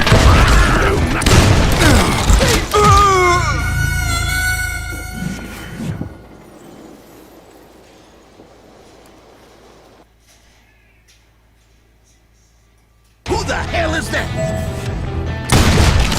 He's out of his mind! Take cover! Retreat! Retreat!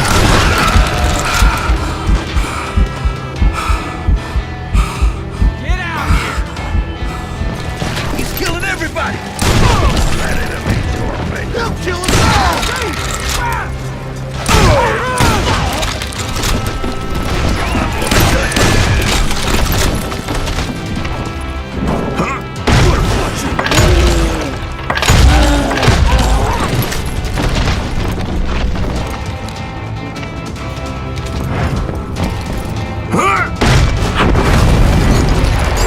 Guess is those dime novels didn't portray this as it happened, did they?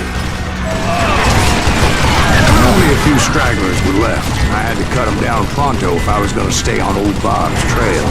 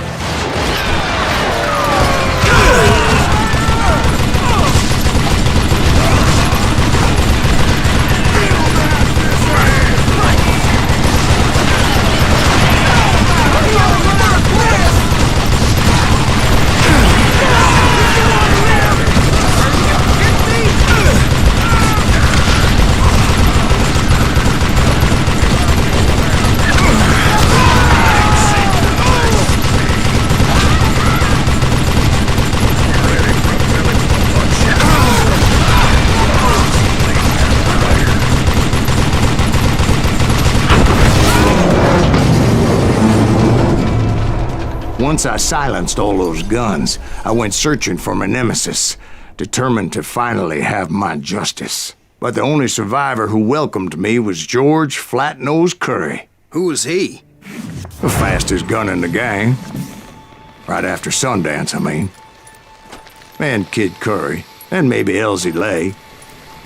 Though some folks might dispute that.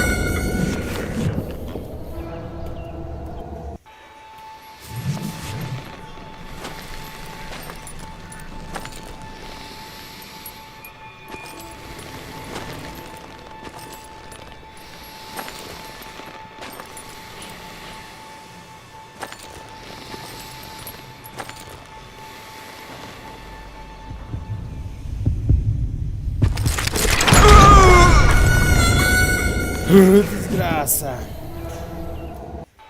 Desgraça, fica só andando.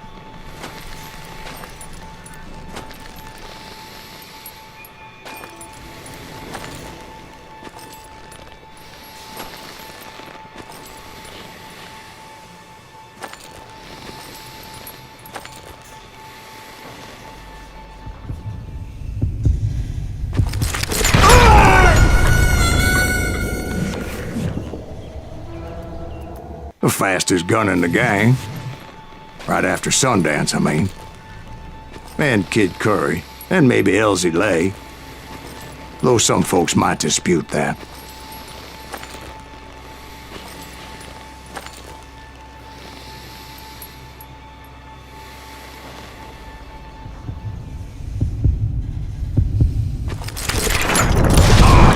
On that very same day, Butch Cassidy and the Sundance Kid decided to leave the Wild Bunch behind and decamped for South America.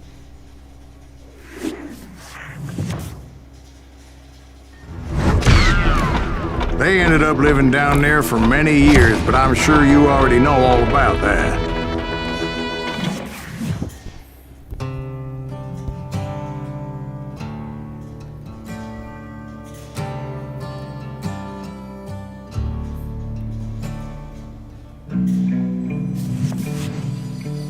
I tried to find Bob Bryant, but it was as if he'd disappeared. Sometime later, I heard the Wild Bunch was back together. Kid Curry escaped from jail, and now he was running the whole shebang. So I took to their trail, because I was still in pursuit of my brother's killer and hoped that he was back with him.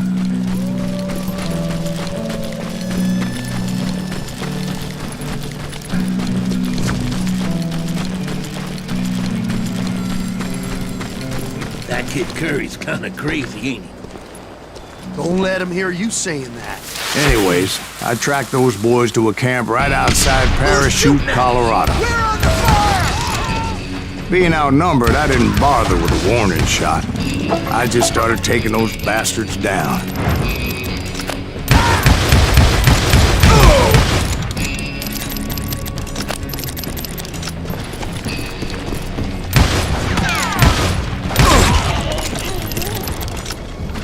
Old Bob wasn't among them, and neither was Kid Curry.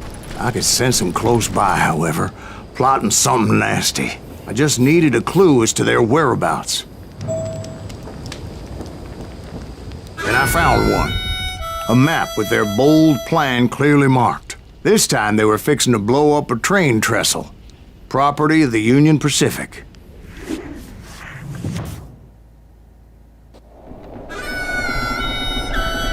The plan clearly indicated how they were fixing to undermine several of the weakest wooden supports.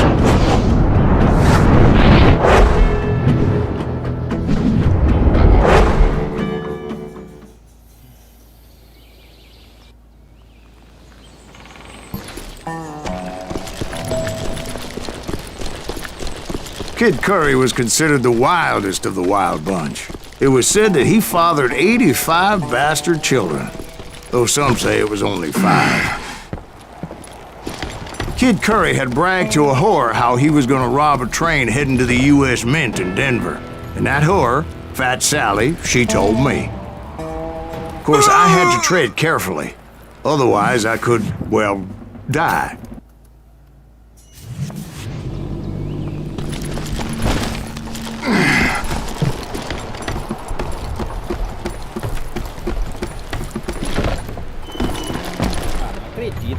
I hope you understand how badly my adventure might have ended had I not been as careful as hell.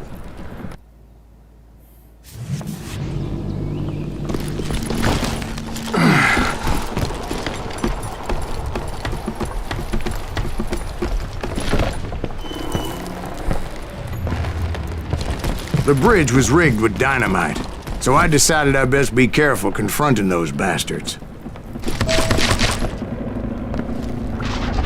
A moment later, I saw a ladder that somehow had escaped my attention. Don't you blow us up now. Don't worry, I know what I'm doing.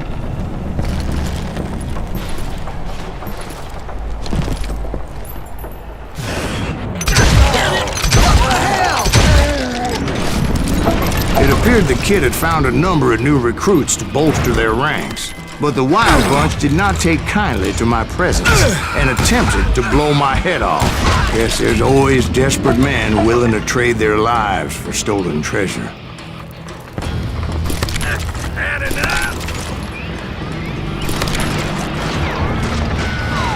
You're dead! What happened next? Well, having removed the first bundle of dynamite, I decided I might as well remove the other one. Once that was done, I figured I'd find my way from there.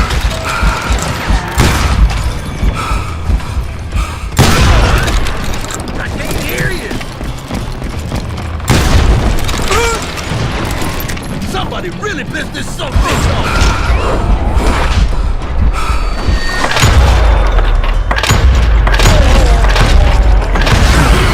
Pissing me off!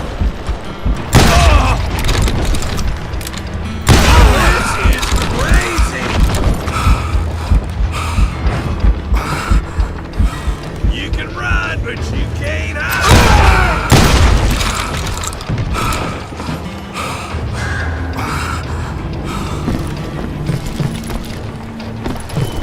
Ready to meet your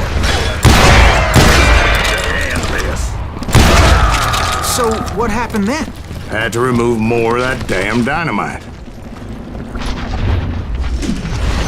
It must have been terrifying trying to make your way across. I was sweating it a bit, but then I noticed a footbridge tied up on high, so I shot the rope.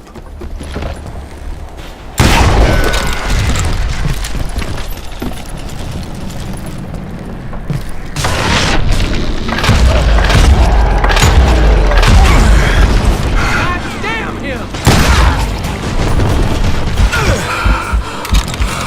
Yes, just wanna die!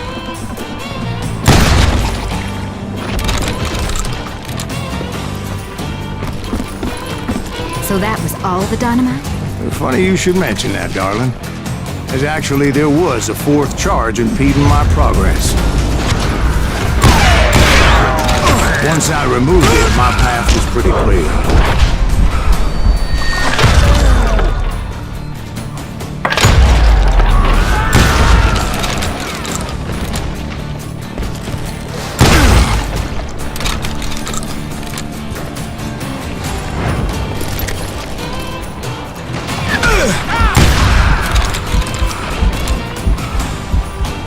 This ain't right!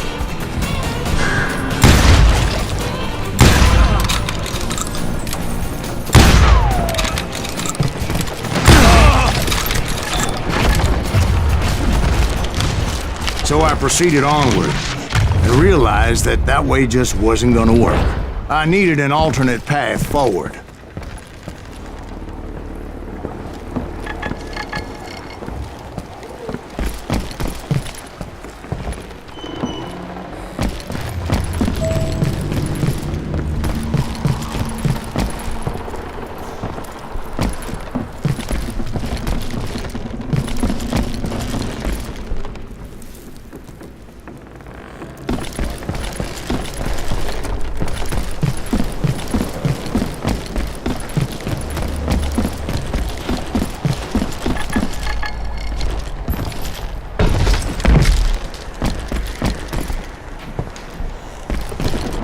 It's truly amazing I've made it this far in life, considering how many times I've danced with death.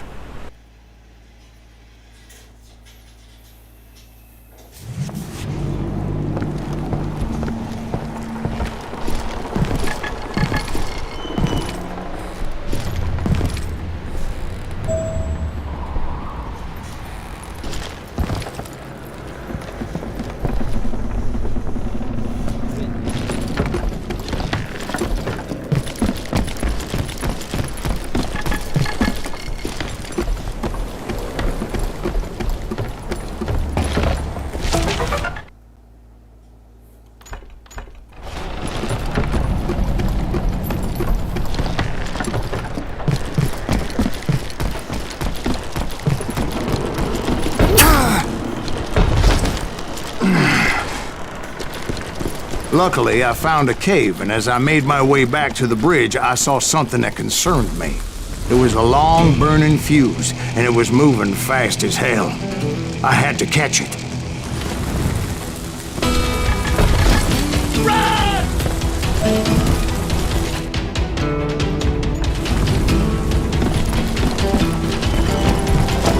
The burning fuse was so damn quick, I had to run like the wind. I almost had it, but no. Thought I was gonna have a coronary when I lost sight of those sparks. My heart was pounding like a sledgehammer. I knew that failure meant boom. Then, finally, at the last moment. Whew. Of course, I was successful, or clearly I wouldn't be talking to you folks here today. Naturally, I removed the last dynamite charge. Well, it was a touching reunion. But by this time, I was thoroughly exhausted and dragging my ass as I was not a young man anymore.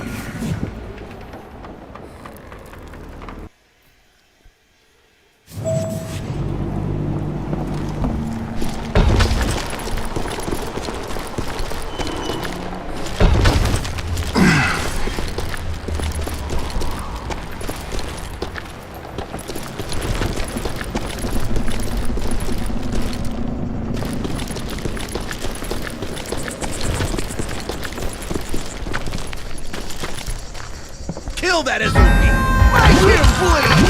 Send them to perdition! Finally, I found those boys. Or more precisely, they found me. Pace Cracer and Kid Curry asked me! That's better than a damn fruitcake!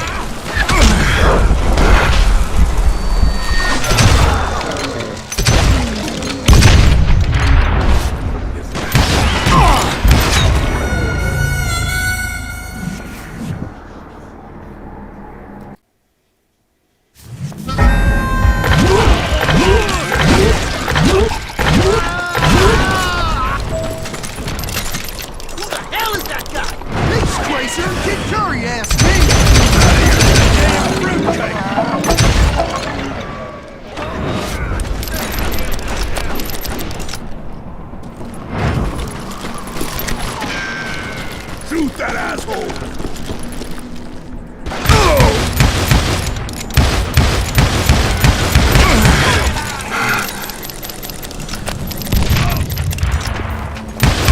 How many of us is he gonna kill? Just when I thought things couldn't get worse, Kid Curry opened up on me with a goddamn Gatling gun. It was hidden in this tunnel and pretty well shielded.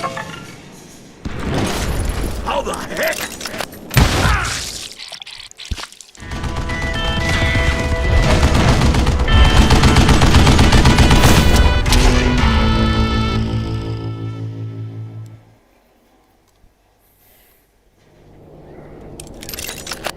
You can't hide!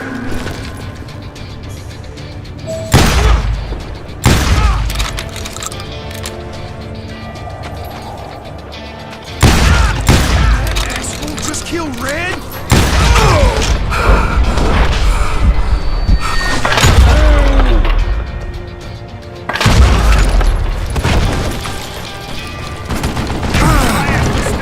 Luckily, I had located some dynamite. I still, however, had my work cut out for me.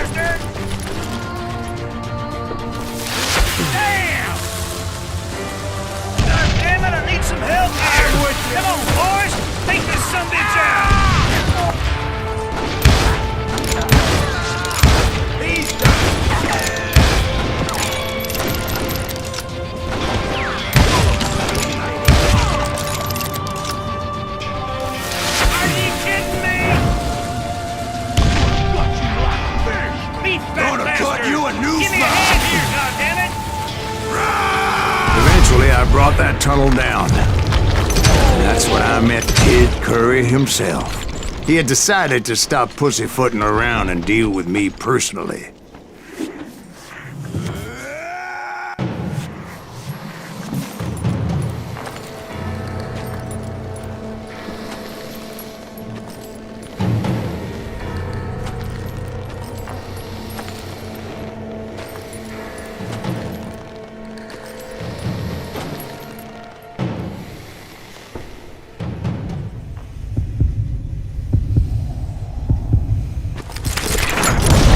Fast as he was, I was just a bit faster.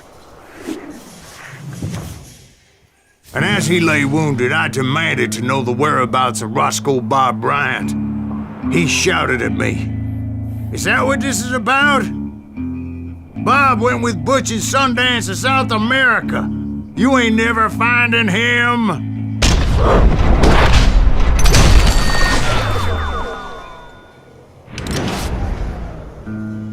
Those were his last words.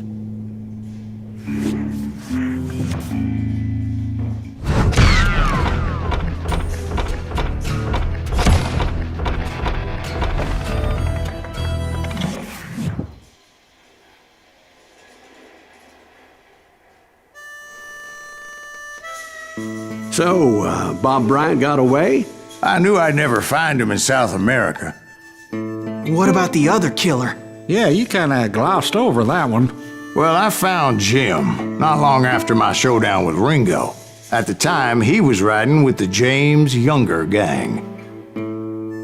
Did I neglect to mention that?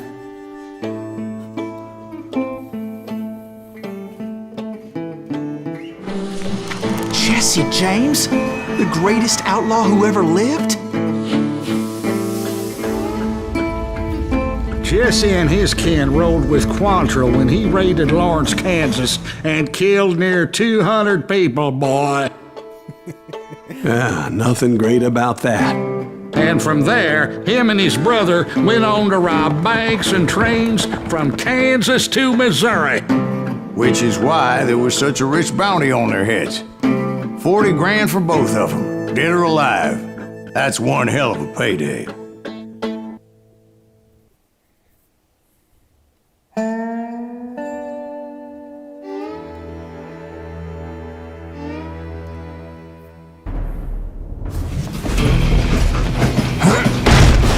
I confronted them as they were robbing a train.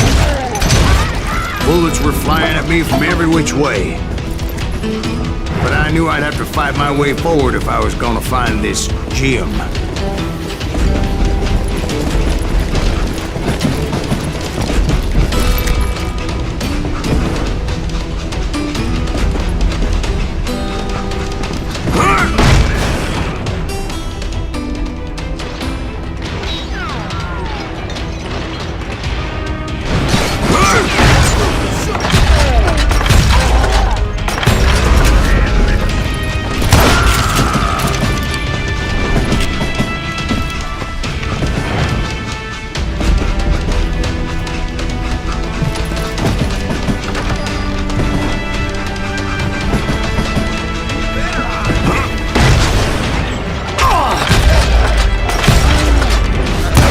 Wait a second. Now, how'd they stop this train in the first place? Well, the James boys were experts at this.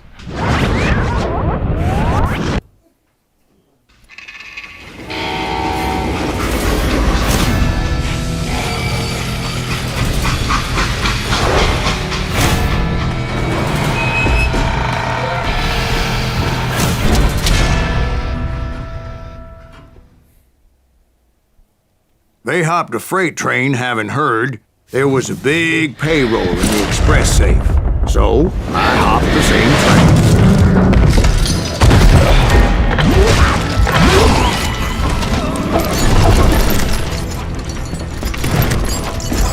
The James Younger gang was decimated after that little fiasco they had in Northfield, Minnesota.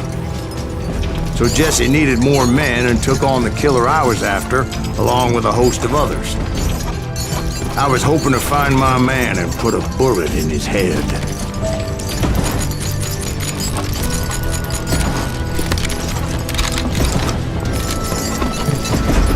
Climbing around that train, I must have swallowed 100 damn bugs before I reached James that... Younger gang pulled the first train robbery west of the Mississippi.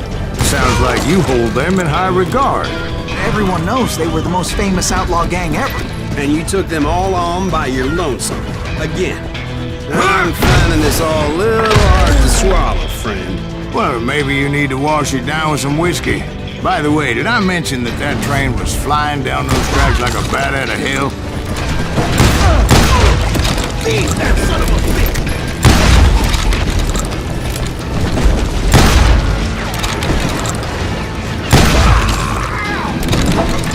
Shoot him!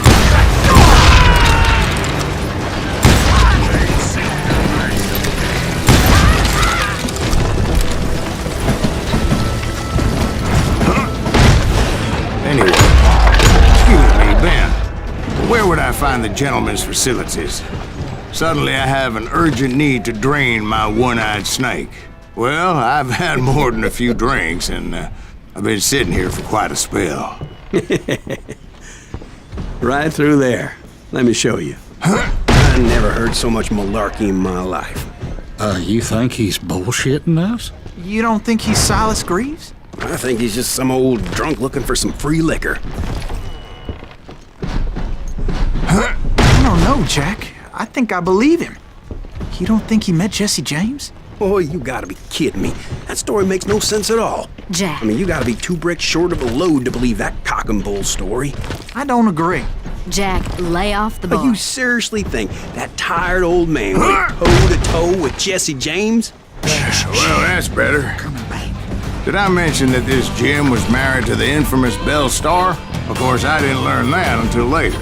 Anyway, I made my way forward the best I could. Around the sides, over the roof. At some point, some bitch saw me and shouted out, "It's the damn Pinkertons!" It's the damn Pinkertons! Now, I never worked for that limey cocksucker, but I guess they assumed I was one of his assassins. Those evil bastards firebombed Jesse's mother's house and killed his stepdaughter.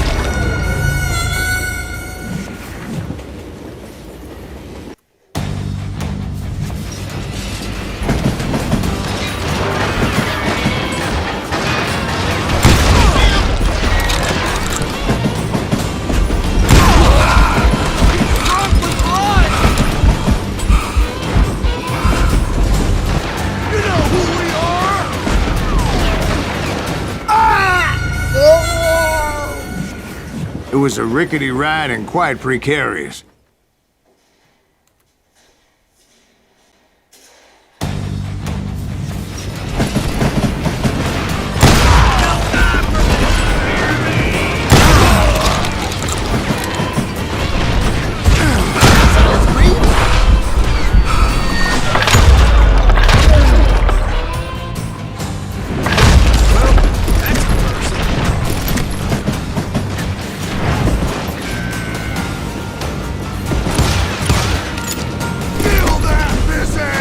It was no wonder each and every asshole on that train wanted me dead. It was definitely safer on the inside of the train.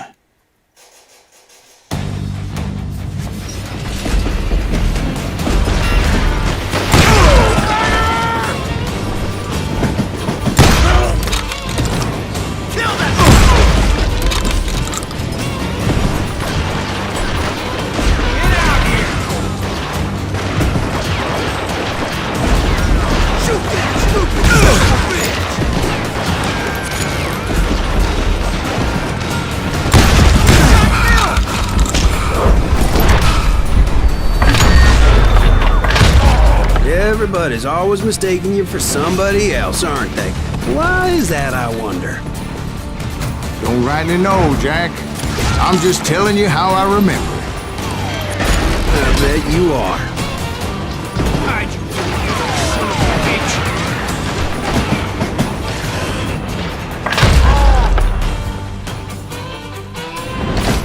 Now you're really pissing me off! This asshole don't know who he is!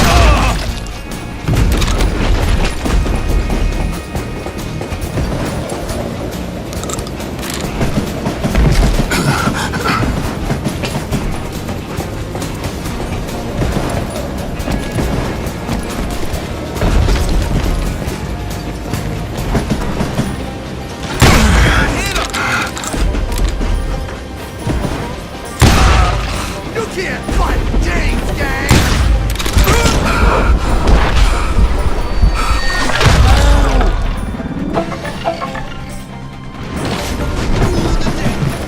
I came across a flat car piled high with logs and had to come up with a creative way to make my way forward.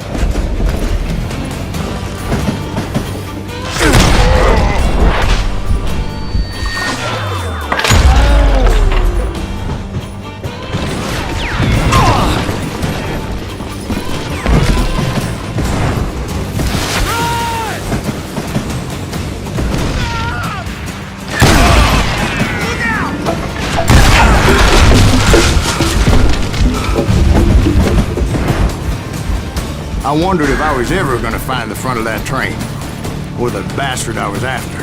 Right about then, I was attacked by some asshole on a Gatling gun. Yeah, seems like you run into a lot of them. Asshole?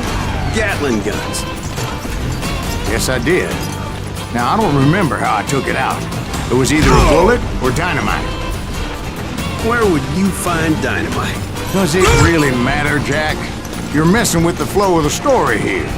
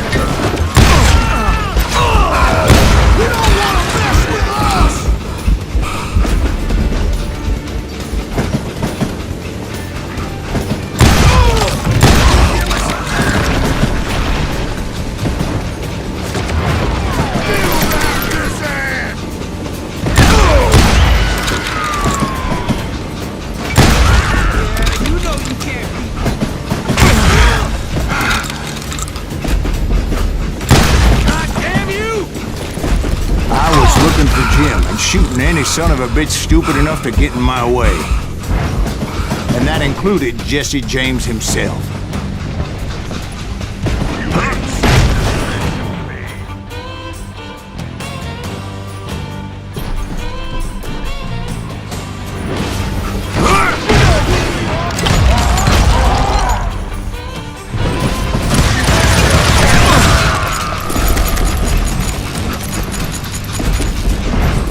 Sure were a lot of men determined to die that day.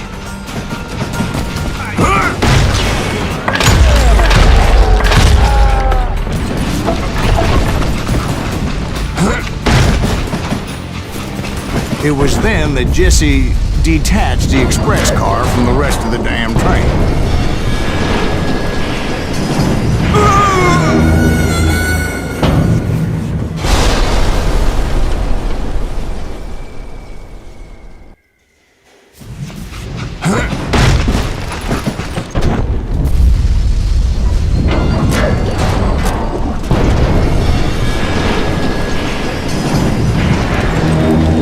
See Jesse waiting for me, fixing to kill me so he could get away with all that money.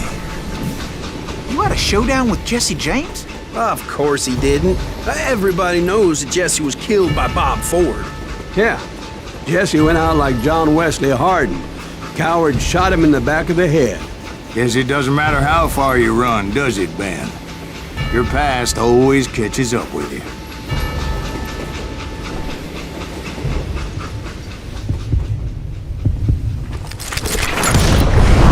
Yeah, I didn't kill Jesse James. Just wounded him bad enough to convince him to hang up his guns. What about that Jim fella? What happened to him? I figure he was up front with a gun to the engineer's head. That bastard slipped away again. I'll tell you how I got him. But first I need to wet my whistle.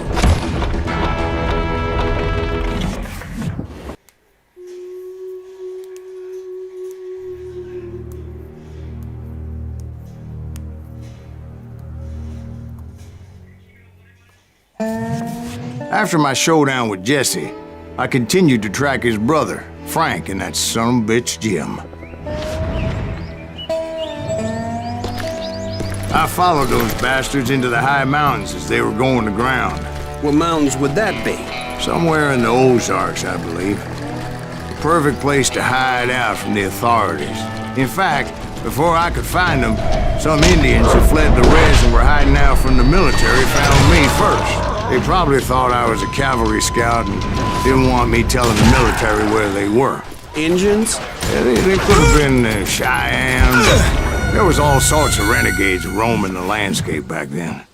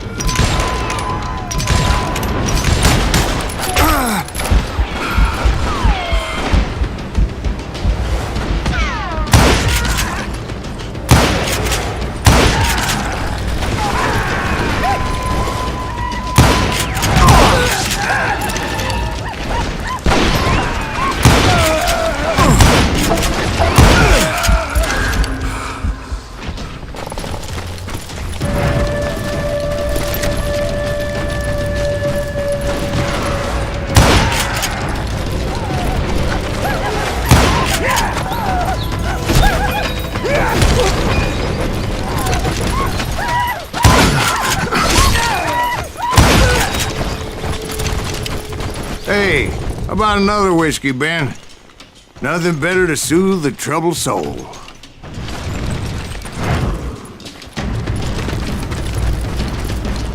Now, where was I? Indians, right. I had more than my share of run-ins with the red man. Like that time...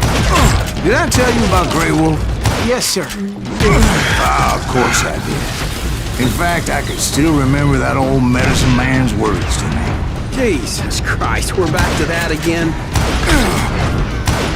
You carry great darkness in your heart. It will claim your soul. You will come to this place again and kill many more men, and the darkness will grow until it consumes every